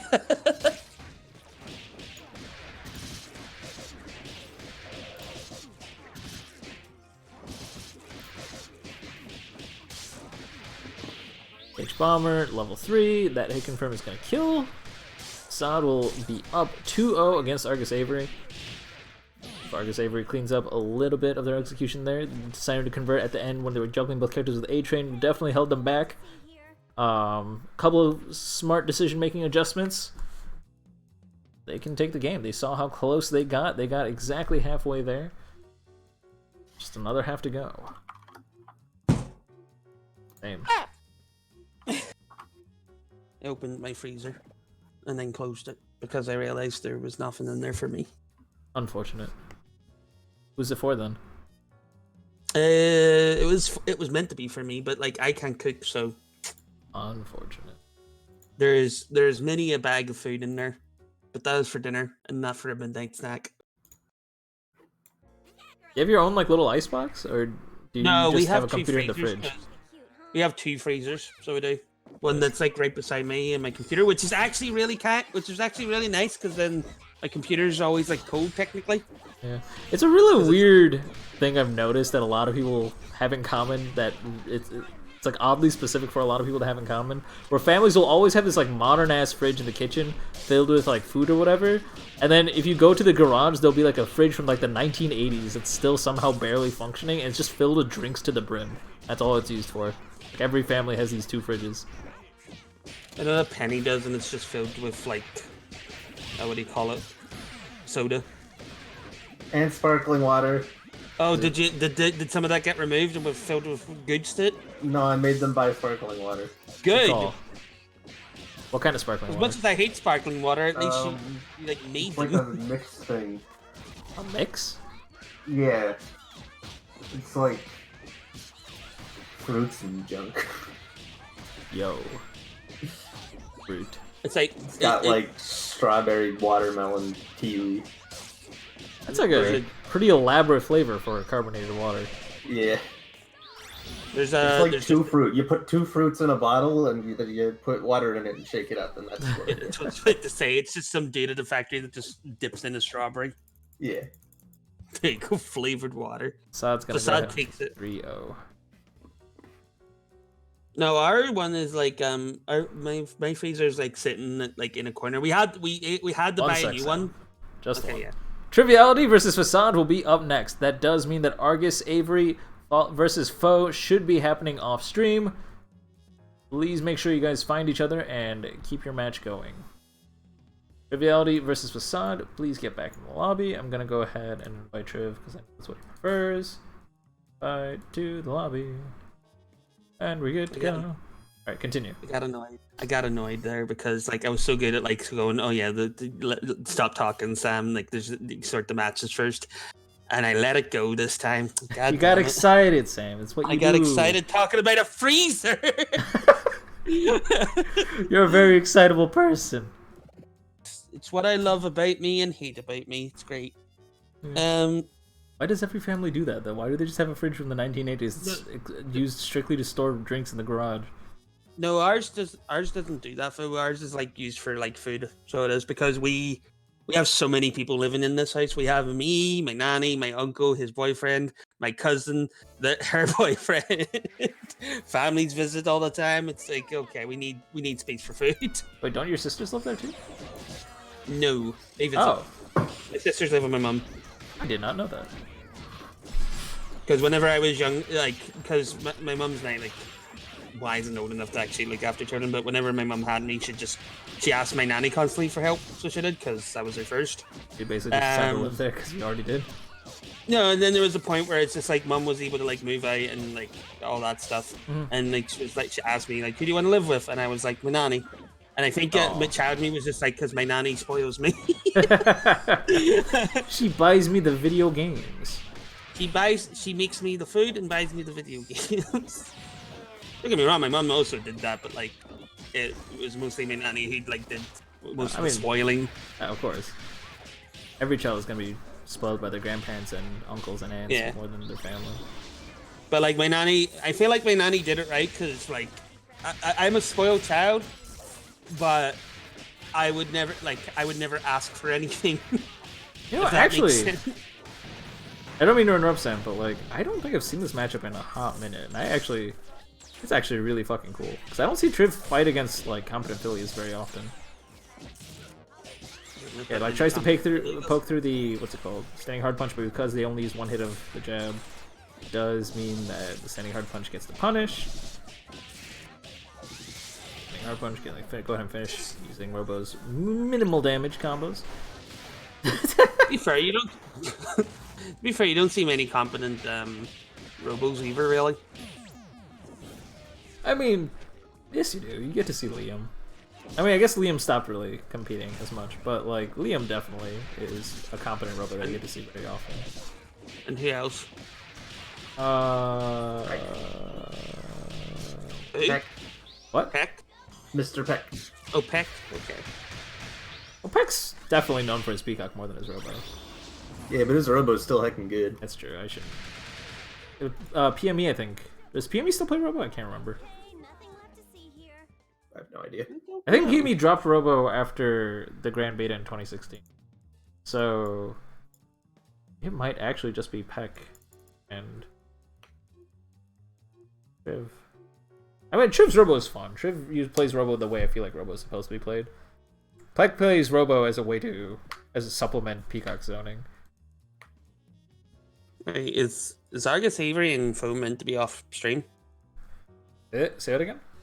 Is Argus Avery and Foe meant to be off stream? Yes, Argus Avery versus Foe should be off Okay. stream. Yeah.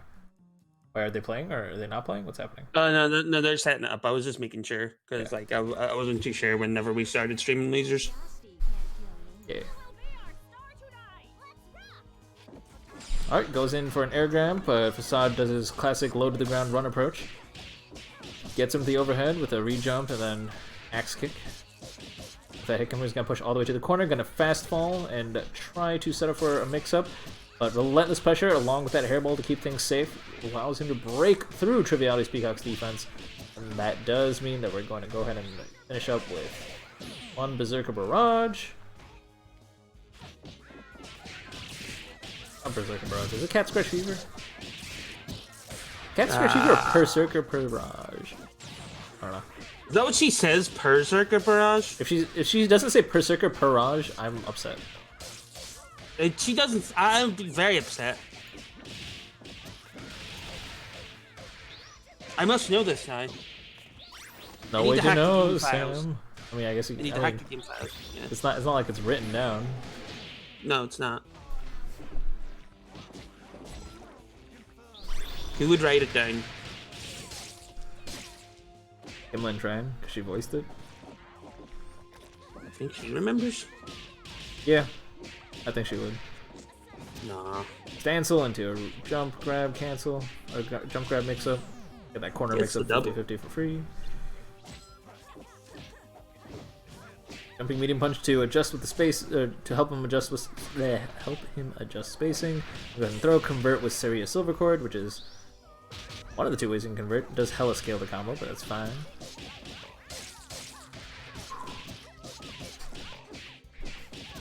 Fast fall, get them low. I think Triv is sitting on punch charge, aren't they? Could have probably. I think they're dead anyway. No, but like when they blocked, or when they got hit low after the land cancel, they land on the ground before Fortune can put out her kick. So what that basically means, it's not a true unmatchable mix-up, which also means that they could be pressing DP as soon as they touch the ground, which I think what Triv absolutely needed to do in that situation, because I mean you aren't gonna block high-low there. It's just not gonna happen. Maybe Triv just wasn't ready, or maybe like believed that he could. According to SG Wiki, it's Berserker Barrage. Okay. All right, that's still okay. At least That's it's borderline not better. I think it's honestly That's better. It squeezes in 2 puns. Yeah. Let's see if you're up to scratch. Quiet on the set. What are you doing right now, Penny? I am watching the game. Clever. Good. Why are you It's a watching? good thing Penny never lies. Never. Yeah. Oh, dang. Overcommitment from Vasada. Actually, to be fair, I also thought that Lenny was going to be able to take a few more hits before that went off. Unfortunate. And he's downloading these opponents. Uncharged Hey, what? DMB, gonna use the 50-50 with the item drop because that's fucking disgusting. Oh no, it's because SNES JW said you're absorbing the information silently. Yeah, when I no, that's it. That's the joke. That's the end of that conversation. Yeah, I lost talk. us halfway.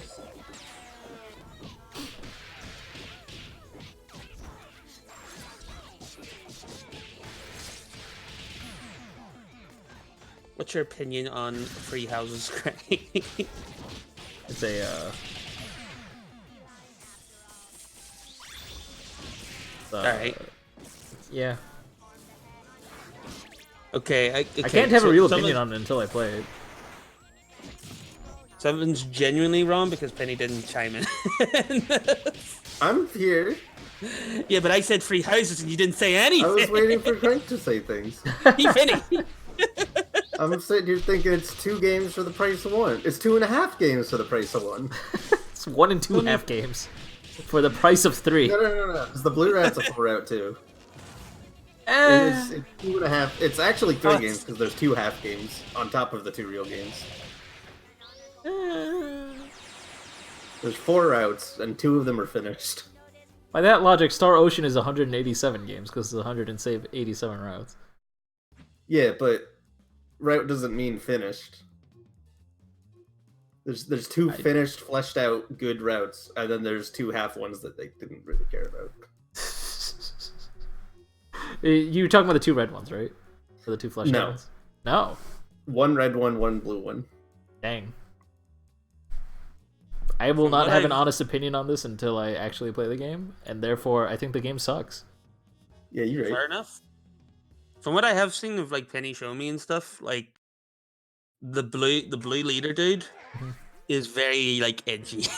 I just find it so strange that like a core aspect of like all Fire Emblem games is building the relationship, and the way you build a relationship in this game is with a perfect tea time, followed by That's not which the only you way, though. what?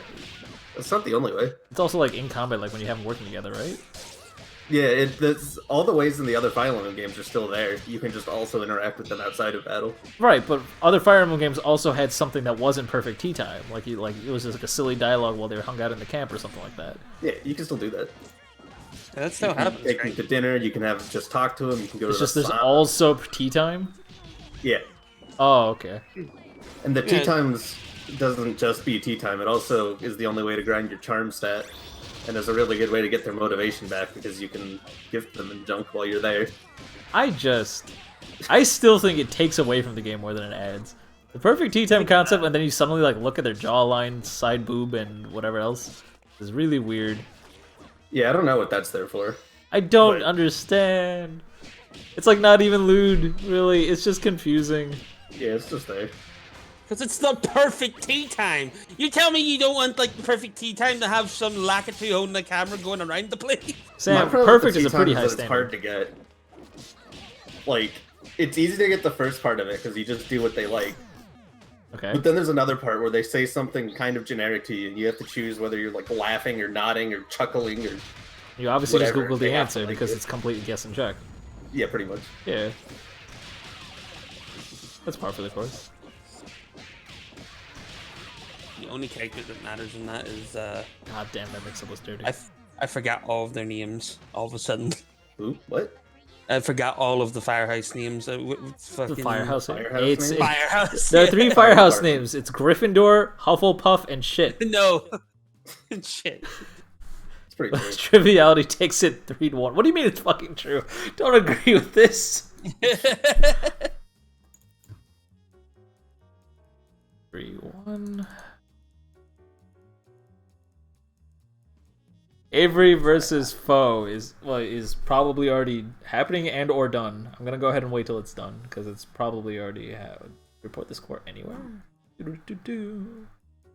But no, the best boy, Penny. What is his name again? Who are you talking about? Big boy. Raphael?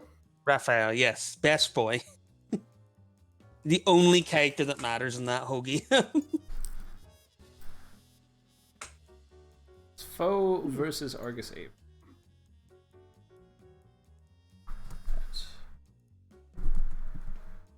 Why is your meme reel on, Frank? Because we're waiting on Foe versus Ah. what's their face to finish up. Because Fair enough.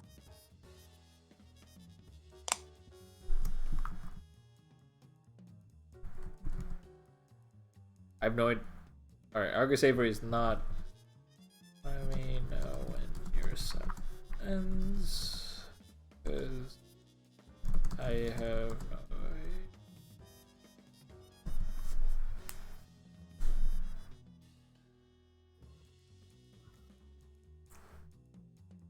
I love that zoner skimming.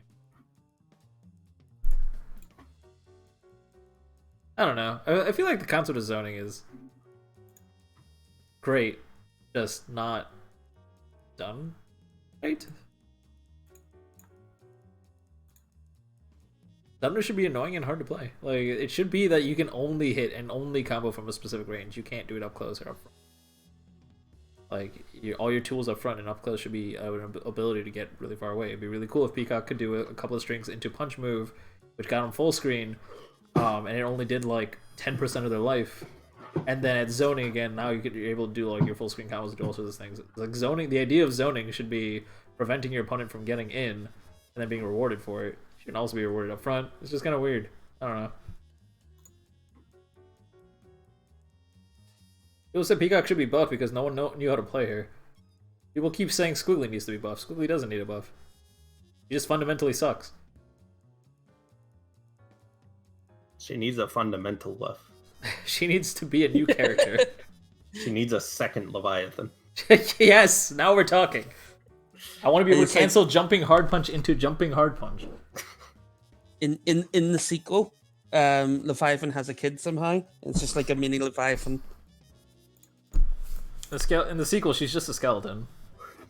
She's just a skeleton. She's just a skeleton.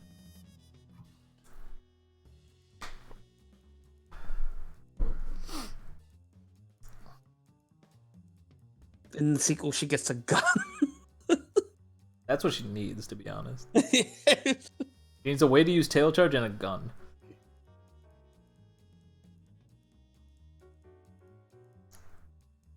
Batista is not able to get counter hit. Yeah.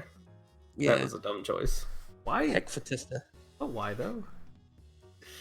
She just can't. It's just a mechanic. I hate it when there are like universal concepts in the game. Like, this is something that I'm gonna avoid if I ever make a fighting game, or even a prototype of a fighting game, which I might do someday just for fun. There is the idea that there are concepts or like scaling, universal scaling things like grabs always scale to 50%, or universal things of like counter hit. Like if you hit someone during startup or recovery of an attack, they get like hit harder, etc., and like your opponent gets tons of bonuses. These things should be universal. Making exceptions for characters is so weird. Even Fuqua, when every other attack like scales a different percentage, it's just infuriating. I will never know how Fuqua's scaling works. I don't care. I don't think Fuqua players know.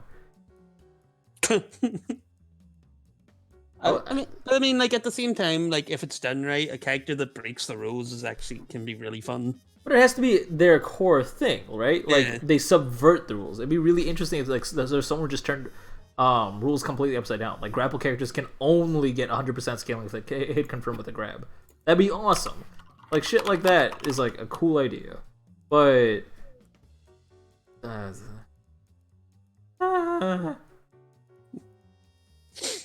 don't know. I've been so milked dry. My brain has been so milked dry from like the papers I'm writing on Death Stranding that I literally just can't. My brain just cannot handle processing anything. Unfortunate.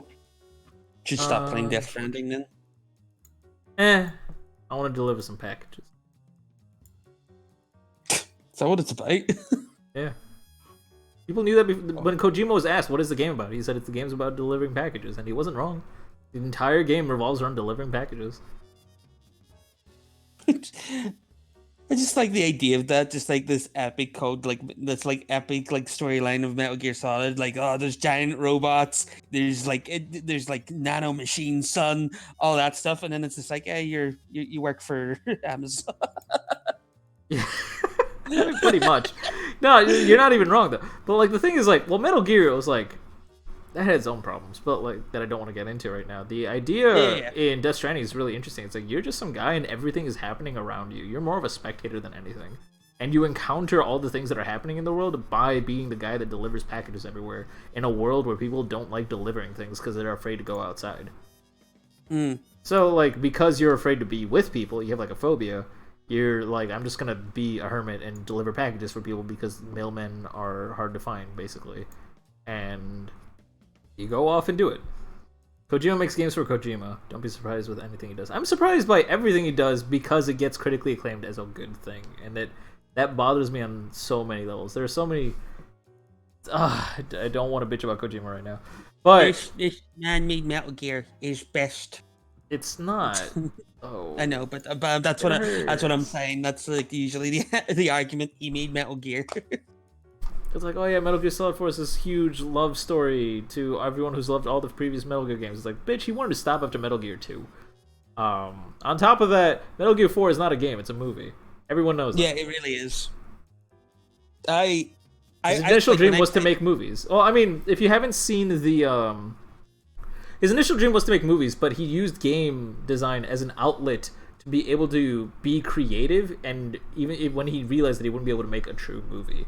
That happened in his like early 20s, I think.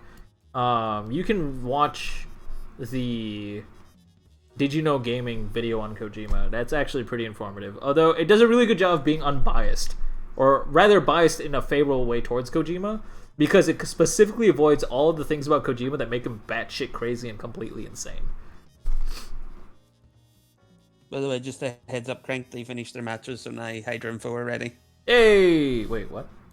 Really? Hydra and Foe are ready to play now. Oh, sweet. Cool. Hydra and Foe, please enter the lobby. We're gonna go ahead and get started with that. Yeah. No, I played Metal Gear Solid 4 for the first time because it was like the big new game, and we liked Metal Gear Solid in the family. I played for it, and my nanny was watching me just watch. She was like, "This is an involved story, isn't it?" And it's just like, "Yeah, I guess so." And I just kept playing it and playing it and playing it, and then like after like 20 hours, I finished the game, and then I realized there was a lot of unlockable stuff, and I was like, "I want that for the game, right?" So I went and played it again because I enjoyed the story. I think I completed the game in like 3 hours because I just skipped the cutscenes. If I think Metal Gear Solid 4, it's some Kojima game, and I'm pretty sure it's Metal Gear Solid 4, holds the world record for longest cutscene in a game by far at like 28 minutes and something seconds. It is beyond stupid. Yeah. Wouldn't surprise me if it was, to be honest. But yeah, no, I played through it again and was like, oh, I guess this game was technically short. And like, my unbiased opinion, like going into Metal Gear, so what we used to do in college is I would want to analyze video games, and to do that we would got together like a crowd of 10 people that wanted to play video games, and what we would do is like that old school style thing where one person has the controller, they're playing a story game or like an RPG game or whatever, and then they pass the controller on death and it would just cycle around, and it was really, really fun. We all had a good time. Metal Gear Solid 4 was the only time, and keep in mind, I went into this as unbiased as possible. I was excited to play Metal Gear Solid 4. After 2 hours of watching the game, I literally said, I'm gonna go now. Like, it was the only time I just got up and left because of how fucking bored I was. I was falling asleep. There was a cutscene I remember. It was 4 minutes of, I believe it was the boss versus Solid Snake, and it was Solid Snake was trying to suplex the boss. The boss gets out of the way and flips Snake onto his ass and says something like, "You don't understand." And Snake says like, "I still gotta do it." And then she goes, "You don't understand." It's not exactly those words, but it was basically, I'm paraphrasing. And it happens over and over again like 6 times over the span of 5 minutes. And it's just like, bitch, this cutscene has accomplished absolutely nothing. Why'd you make me watch all of that? Or any of that for that matter? The character is Snake in the bush. Even though Metal Gear Solid 3 already did that bit a lot better. Keep in mind, this was also 4 years ago, so I'm well aware that I'm completely butchering what happened.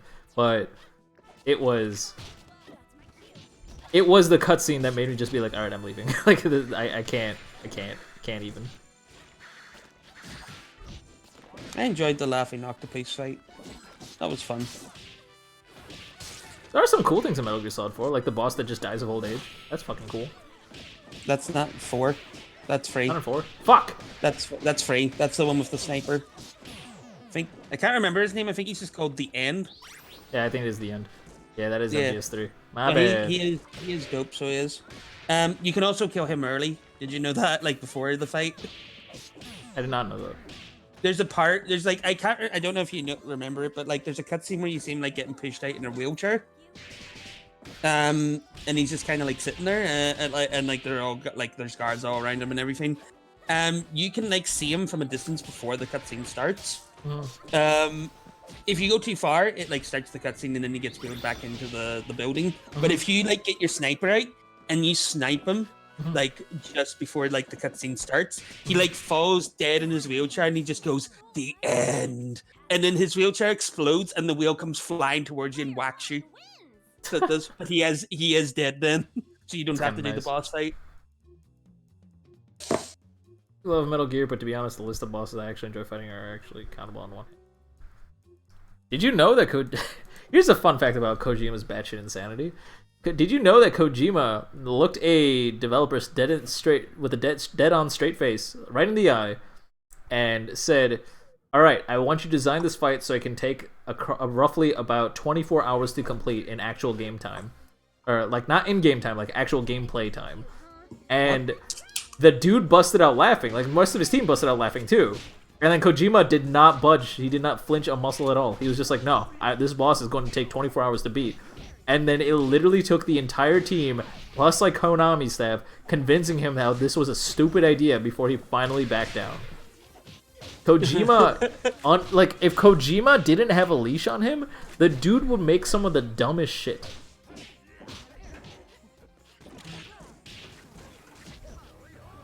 I'll be honest, I'm kind of intrigued how that would work. I'll be completely honest. I certainly hope there are checkpoints in between, otherwise people are just going to pause, go to sleep, and wake up, and knowing Kojima, it would be like, if you pause for like 12 hours or something, the game gets mad at you. Your neck breaks. Yeah, your neck breaks. The pause menu falls on your head and you die. The boss menu just becomes part of the game. It's the boss fight. It's actually the boss menu. In terms of gameplay, Metal Gear Solid 1 had awesome gameplay. Metal Gear Solid 3 has amazing, like just like a love story to everything that made Metal Gear great.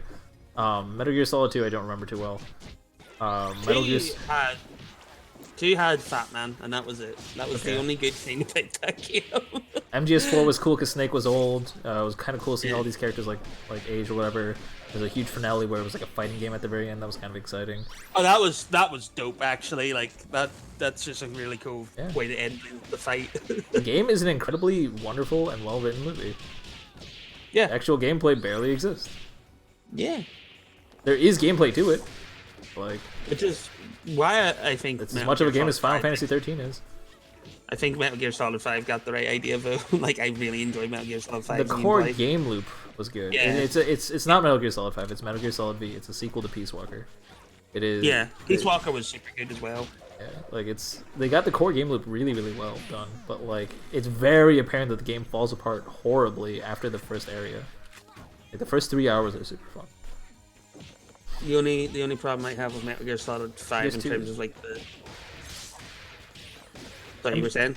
Oh yeah, MGS2 is the one where we play Raiden. I do remember that. I know that. I just don't remember anything about it. I think I need to replay it or rewatch it. That was my nanny's favorite. So it was Metal Gear Solid 2. If I remember correctly, that was the one with the fake advertisement campaign, where the entire advertisement of the game was like, "Oh, it's gonna be what everyone wants in Metal Gear Solid 1, but more of it. Everyone's gonna love it. It's just a true sequel to Metal Gear Solid 1." And it was just a completely different fucking game, and everyone was pissed off, and then Kojima did it completely on purpose. And then that's what Metal Gear Solid 3 ended up being, where it's just like, alright, fine, you guys, I clearly only want a love story to Metal Gear Solid 1, so here's the Metal Gear Solid 3, and people loved it. I mean, Also, I love at the start of the game, like, it's like Snake's wearing like a Raiden mask. They'll be like, heck you guys, for people who start the game, they're like, because nobody liked Raiden. A lot of people didn't like Raiden, let me get that correct. I love the And I really liked Raiden for some reason. Huh. Interesting. Yeah. She doesn't like Mooney characters, but I thought Raiden was a bit of a Mooney character, but she likes him. She got annoyed when he turned into a cyborg. Got annoyed when he turned into a cyborg ninja. They tried really hard to try and make him look cool. Like when he starts breakdancing after having cables attached to the things. I forget what they're called. And just like doing like just like slamming them into buildings and shit. It's just ridiculous. Yeah. The Raiden mask only appears if you pick I like MGS2 at the beginning. Oh, that's actually really good.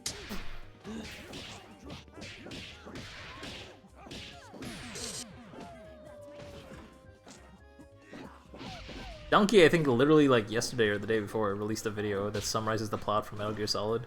Or just Metal Gear, I should say. Like all of Metal Gear. And it was incredibly impressive how much he consolidated into the span of under 7 minutes. Nanomachine, son.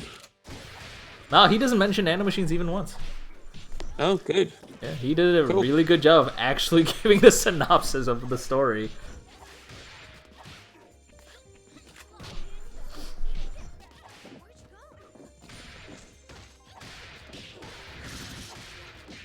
And for the record, for everyone in chat who actually cares or doesn't care, I'm not shitting on Metal Gear for the sake of shitting on Metal Gear. I acknowledge that they're good games, but the thing that pisses me off more than anything in this world are games that are almost good, because it feels like wasted potential. Kojima games are games that feel like they're almost good. They all get something really, really right, and then do a lot of other things really, really wrong. I respect them, and that's why I bother analyzing them in the first place. Go ahead, Sam. What were you saying? Like Skullgirls. I can't win, so it's done something really, really wrong, so it's almost good. Sam, you never win in fighting games. Oh. I crashed the game for not being here and loses bracket. I mean... Oh, yes. Oh. Oh. Foe could take this back if they do it right. Yeah, I mean, Hydra is up 2 games against Foe. And Foe did display some really, really incredible play earlier in a couple of other sets.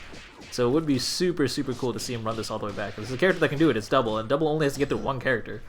At this point, it just needs 2 touches. Alright, we got a counter hit. That's big. Especially if we finish on a level 3. You might not even need the second touch. Going to standard barrel loop. Don't drop it. Oh, does a fully scaled level 3? It doesn't matter. It does so much damage. Who gives a fuck? Alright, cool. Foe running it back a little bit. It's going to be 2-1 in Hydra's favor. Foe does need to win 2 more games in a row. Hydra was sitting on 5 meter. Hot damn. Gotta use that police in a fire, man. Hose that meter down.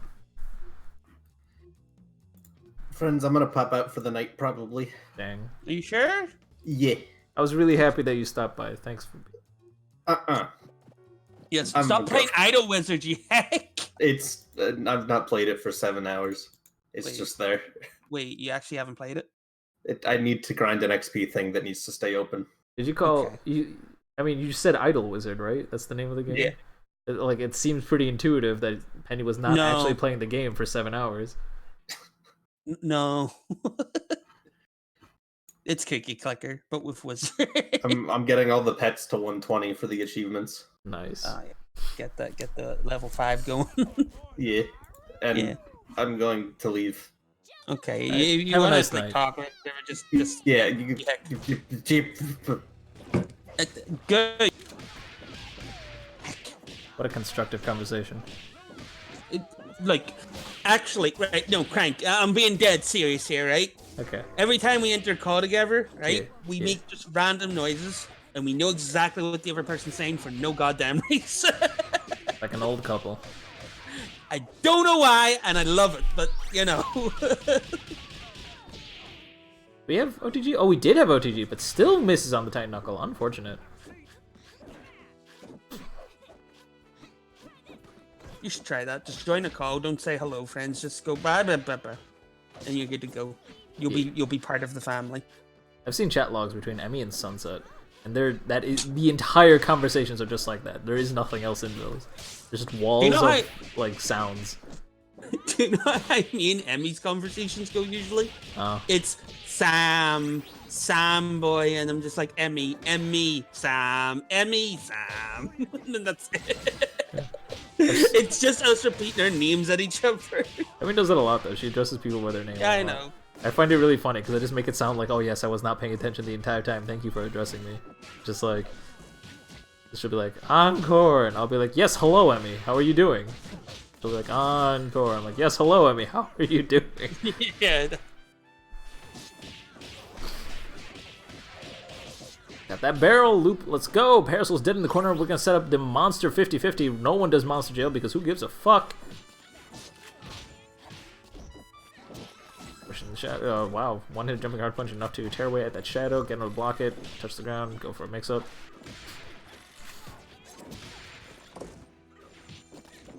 I don't know what's happening. We're throwing out shadows and fireballs. My eyes are blurry. That's called understanding. You know, I like, because we're talking about story and stuff. I got like really curious yesterday. No, it was today actually. I got really curious today, and I like looked up some characters like lore in League of Legends because they updated. I never actually like knew I would like Lowy's character. Lowy is actually because her whole thing is like she's a priestess of like this tentacle. But I the can whole barely like hear you. You're cutting out a lot. oh, okay, hold on. I know what it is. Hello? Yes, hello. Hello. Am I cutting out now? No, you're good. A little bit. Okay, for it's the most 'cause- part, I think. I don't know. It's because challenge was up. It was like constantly loading ads and stuff, so it started lagging. Okay. No, Alawi. Hold on a second. Is Fo gonna win this or is it Hydra? I need to see first. Hydra, you got 5 meter. That's a thing you can do. Gosh, dang it! All right, That was Fo a thing you wins. should not have done though, because Double could have responded with Card Super and killed you. Yeah. Not that it matters because she was winning in house, so you know. Tied up 2-2. Yeah, Fo's taking it back. No, Alawi's like super dope because she worships this tentacle god. She's like the priestess of a tentacle god, but Alawi's like being chosen. Like, first of all, do you know Alawi? Like, she's like the big giant girl. No, I have no idea what you're talking about. Alawi is like this big giant ass woman who summons tentacles from her tentacle god to like slam on people. So Okay. that's her like whole shtick. This is League of Legends? It's like Damn, you're cutting out again. God damn it! Hold on. I'm just gonna close. Heck, bulky bay, yeah. Hold on a second. No, it's all broke. Sam is a robot. What a funny robot. Crank. Yes, hello. You should change voice server then. Ah, that's fine. Oh. No, but she's this big woman, Okay. right? She's a big woman, very big, very huge. She'd crush you between her thighs, basically. Okay. Why? Hold on. Is that all you're telling me? Is that all Yeah, you... no, is hold that on. the... I I thought I switched was the server, cutting by it the way. Okay, that's what happened. I thought I was cutting it again. Ah, I switched No, the server. okay. Now, as I said before, she's a big girl, very bulky, crush you between her thighs. Yes. But her whole thing is that like her people worship Naga Koboros or something like that. Can't really pronounce it very well. Where the tentacle god is like it's like the god of life, but its whole thing is like you have to live life to your fullest, and the universe can't go on unless you do. Okay. Like, so you have to go for your base desires. If you want something, take it. If you hate something, destroy it. That sort of thing. So it's Okay. very chaotic in that manner. But she's like super dope in that sense because like she goes out of her way to help like Bilgewater, which is like the pirate area, which normally her people don't touch because they think that they're like lesser beings. But she helps them because she's like, well, these people are pirates. They literally do what they want. Like they deserve our help more than anyone. It's super dope. I'll wait, by the way. Who won? The Fuqua one, which I assume is Hydra. Hydra. Alright. Yeah. I think. I'm pretty sure. Someone tell me who won.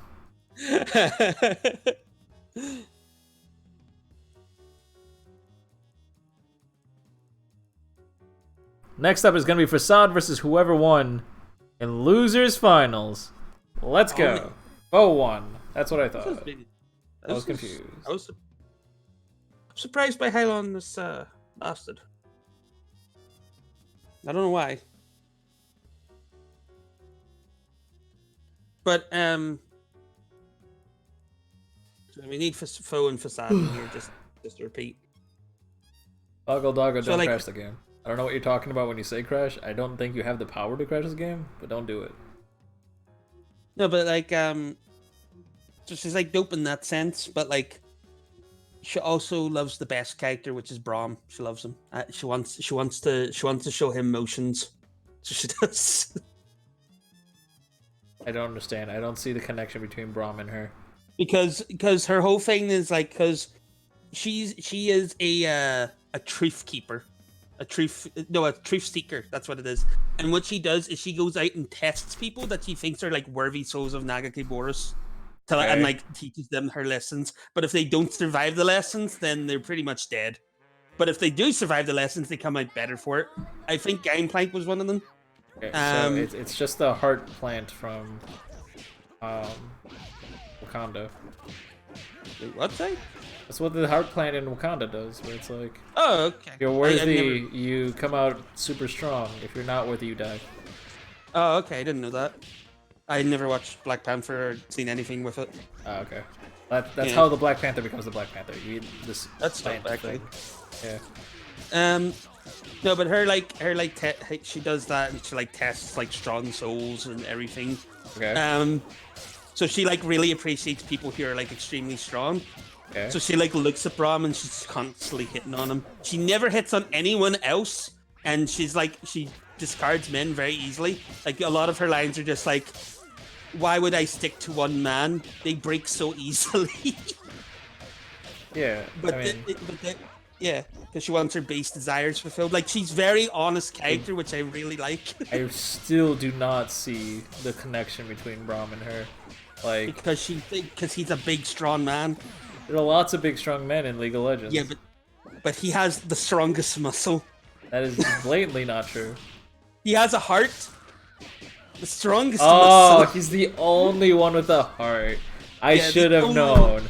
Heart is a very rare organ in the universe of League of Legends. It is. She also appreciates Darius. Sam, it's not an organ! Yeah. It's the strongest muscle. It's a muscle, Crank. Braum says it's the strongest muscle. Strongest muscle? Yeah. The heart is the strongest muscle. Okay. Braum is best character. Heck. Sure, okay. Braum protects everyone. He is best. He does he not? When he dies. Yeah, but he finds that a good thing because the person he fought was strong, and that was fun. Sure, but he wasn't able to protect everybody. Oh, I'll let him have that existential crisis. I'm done. I'm done with this conversation. I'm talking shit about Braum. Damn, I do not give a flying fuck about League of Legends. I don't care. I was in the alpha. I played that game for 5 years, and it was the worst 5 years of my life. I don't know why I did that. I'm done with that game. You can hate League of Legends. You can hate everything about it except Braum. I can hate Braum as much as I fucking want. Crank. Yes, hello. Like, real talk. Oh. You're pissing me the fuck off. Oh my god. Oh my god. You need to calm down. The only person that needs to calm down is Facade running a train over a foe right now. That's what I would say. He did safe pressure and then played defensively. Went back to neutral after it was respected and defeated by foe. I was going to go ahead and get a knockdown. Throw him towards the corner. Going to use Blitzer movement to try and keep the pressure on Fortune. Although it does respect Fortune's turn. Understands Fortune jumps up into the air when foe tries to approach in the air. Grabs him out of the air. Does a few damaging things and then drops the... Gets another hit confirmed though. Swagger, you need to be using a lot more exclamation mark B&Bs in chat. There have been a lot of sad dropped combos. And we didn't get the kill. That's awkward. Let him DHC out, bait it all out. Gonna get a... Into cat heads. Oh, smart DHC from foe. He knows that Facade was probably fishing for a way to block all the supers, get their own turn back, and then snap in that dying Beowulf. Smart decision making from foe does mean that Fortune loses her life. This is double, of course, and we've seen foes double pull off all sorts of miracles before. Can he pull off a miracle against another double? It can get grabbed. And what? You got really quiet, and I was just like, where'd he go? Oh, you were in your element, and I'm not good at commentating Skullgirls. Understandable. Hey, I'm not. In case it's not abundantly obvious, I am not in the mood to commentate today at all. It's just like the only like that's one of the problems I have with being like the co-host. Is like I don't know Skullgirls, which is why I prefer the Get Great streams, because at least I can ask like basic questions that nobody like knows what to ask or whatnot. Good point. You haven't done a Get Great stream either though for a long ass time. I joined for the the commentary one, and Penny actually pointed out that like she appreciated like me asking questions, like because I was asking other questions that like were follow-ups to everyone's. Yeah. Because I didn't understand it myself, which is why Penny was just like, Sam's actually useful because he doesn't know Skullgirls either. I remember that. Relentless. Okay, confirm low. Side switch to keep him in the corner. Go for the 50-50 with the double mid-screen vortex. You obviously want to keep him mid-screen because that was vortex and it's a lot stronger. We're gonna go ahead and burn 3 meter here because we want that kill on that double ASAP. Is it gonna kill? Yeah. Oh, yeah, it's definitely gonna kill. Okay. I honestly don't think that was worth it, to be completely honest. Just because you're bringing in Beowulf, but it's not like Beowulf's on any red health or anything. Like, and it's not like that was their second. Like, they were only down to 2 characters. Like, if you were getting rid of their only remaining assist, that'd be fine. Like, it doesn't really make sense when they have 3 characters still, and you're not actually getting any red health with that meter. That meter resource is still extremely important by letting you snap and, like, control your opponent's character order and all this other shit. But to be fair, it is double. So they killed the Bella. They used doubles level 3 to kill Bella. I thought it was double they killed. Oh, no, it wasn't. You're right. Never mind. Because the double eventually came out and killed Facade. So if he killed the double, then yes, I would agree with you. It would be worth it. Because double is just such a powerful asset. It was just a Bella. Bella has bad matchups, believe it or not. Ah, that's impossible. Sam, who wins in a fight, double or Bella? The heart. No, Brahm's always a loser. The heart is the strongest one. That's why I went quiet. While a single tear rolls down his face.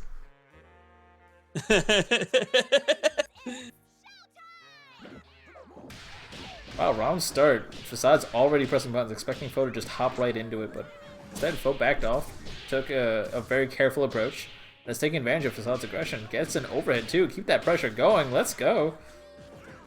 Uses knockdown to get full screen spacing and then build 3 bars of hype. Kind of an unnecessary way to do that, but that's okay. Oh, gets the burst bait, but didn't believe. Thought his opponent would be patient, but a nice pop from Foe means he got a little bit of spacing. Able to play out another set of neutral. Get that hit confirm on Facade's Fortune. Gonna do a full combo and probably get the kill is what I would say, but we drop combos here. Nobody knows how to finish combos. It's like, why would you finish a combo in Skullgirls? You want to reset it. So that's the thing, nobody ever practices the end of it. They only practice like the part where you can reset. That's it. That's what set play is. Set play is practicing the end and the beginning of it. Basically. I mean, I'm over trivializing to shit, but that's fine. No, Trev's not in this. Triviality's in this. None in this match. Okay. You tried. I tried. I was trying. I wanted to be cool too. Turn out H. Luger, weaving right in between with that air dash. Facade, definitely known for their Filia movement. Showing it off a little bit right here, not letting this double escape is what I would say, because they escaped as soon as I fucking said that. Got anti-air Luger.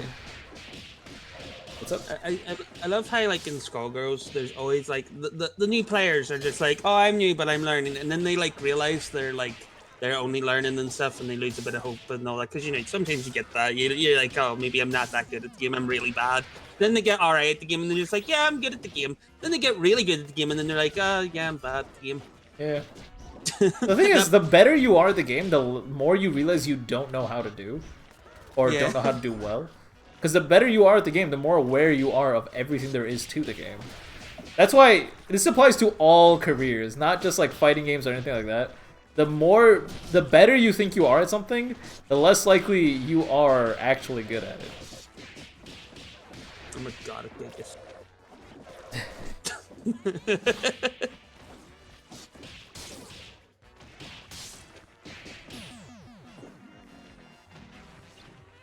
So does that mean if I just constantly tell myself, oh, I'm really bad at this game, I'm actually like the best player ever?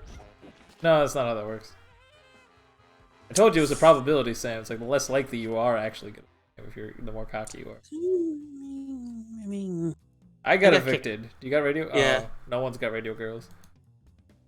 Well, Swagger said Facade stop jumping, so I guess the stream heard you. Just it turns out the stream is good. Facade stopped jumping because the stream wants to jump to the next game. And by that I mean Facade left. Wait, Facade left? Like, did he rage? Go on left? I don't know. Can't tell. Or maybe he's fixing his thing? Question mark? What happened?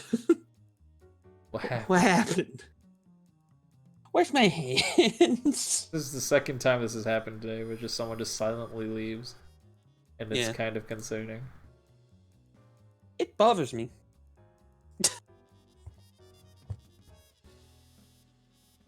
Power went out. Oh, unfortunate. Oh, well, that's wild. Did anyone realize who had the health advantage in that situation?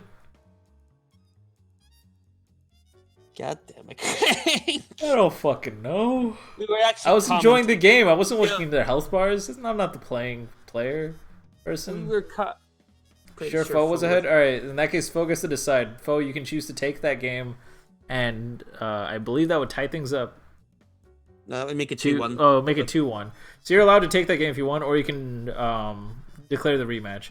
Technically, you get that choice. If you think it's fair to declare the rematch, then go ahead. If you think you just want to take the win and go forward, then go ahead and do that. It's up to you.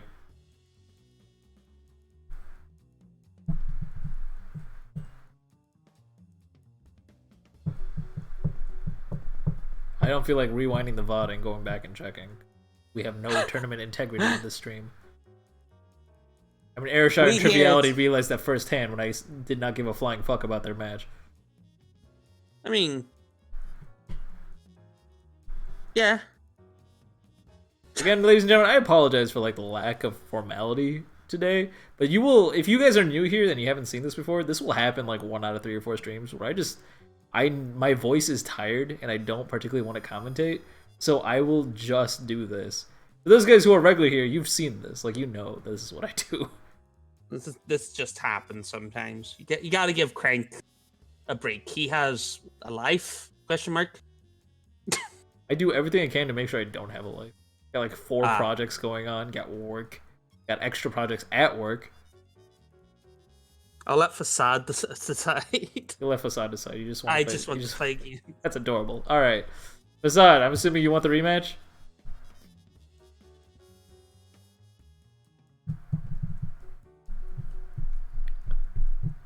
I don't know if he's here. I don't know if like his power came on or he's like on his phone or something. Cade, where are you at?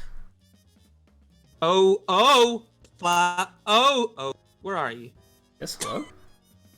That's his name. It's Splat. Oh, you were cutting out while you were saying that, so I thought you were like having a seizure. I couldn't really tell what was happening. All right, I'm gonna be right back. When I'm back, you guys better be playing or doing something. Hey there, Tommy. Good to see you here. Glad you can make it. Always a pleasure to see you around. do not leave me with these savages. Yeah, you're stuck with them.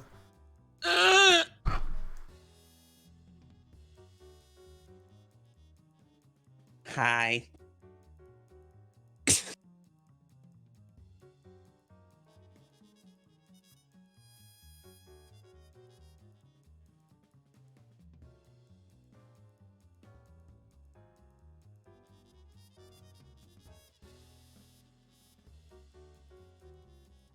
Power managed to get back on time. I'll go for the rematch. All right.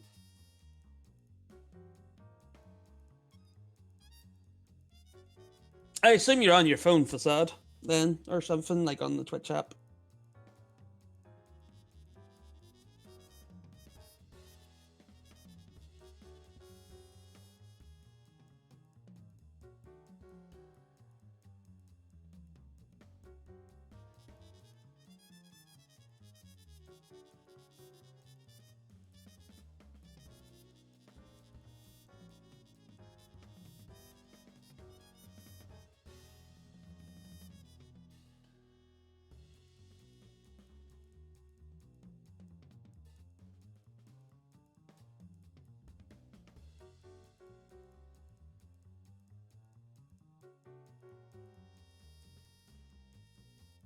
What's what, Sheba? This is Skullgirls Be Gr8. We're currently waiting on Crank returning and to see if like Facade's power comes back on, so that we can continue on with the tournament.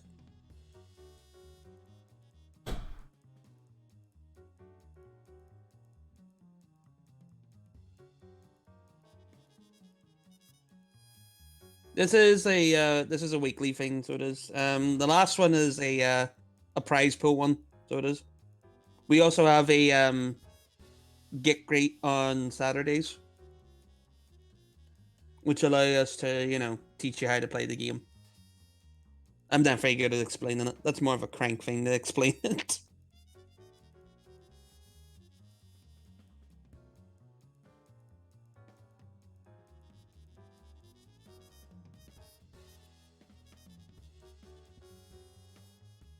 Da-da-da.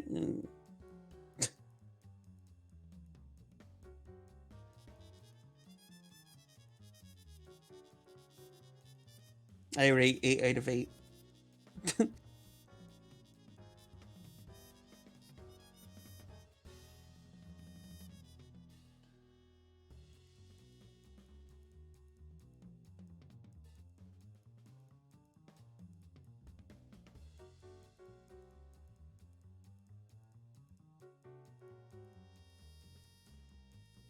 You want to take the L's, Facade? Like, we'll, if you don't know how to determine, that's fine. But like, we'll wait till Crank gets back here, and then like, if you still want to take the L, then we'll let you take the L. But we'll wait till Crank gets back here because we have to wait on him to continue the tournament anyway.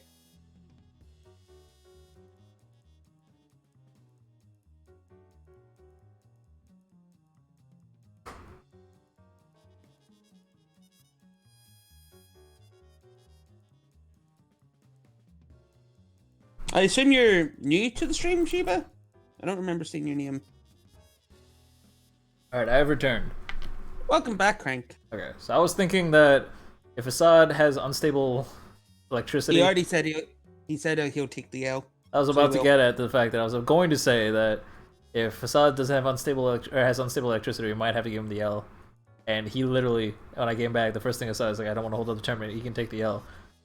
So, I mean, it's very unfortunate we have to do this, especially because Facade was playing pretty well today. Yeah. But I guess Foe will be going forward with a bye. Well, a pseudo-bye. He, sort of won. Sorta. Did the sorta. We'll do a 1-1 Foe wins. Even though it makes no sense. Scores. No,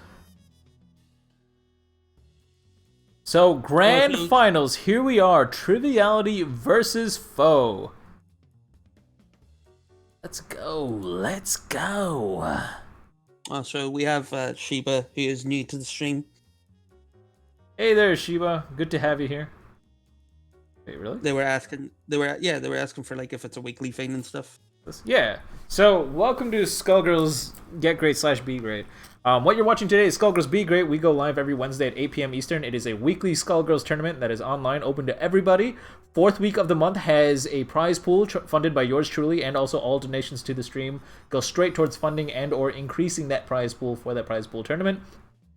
On the fabled 5th Wednesday of the month, should it ever happen, we just do really memey tournaments. It's just kind of a break week more than anything else.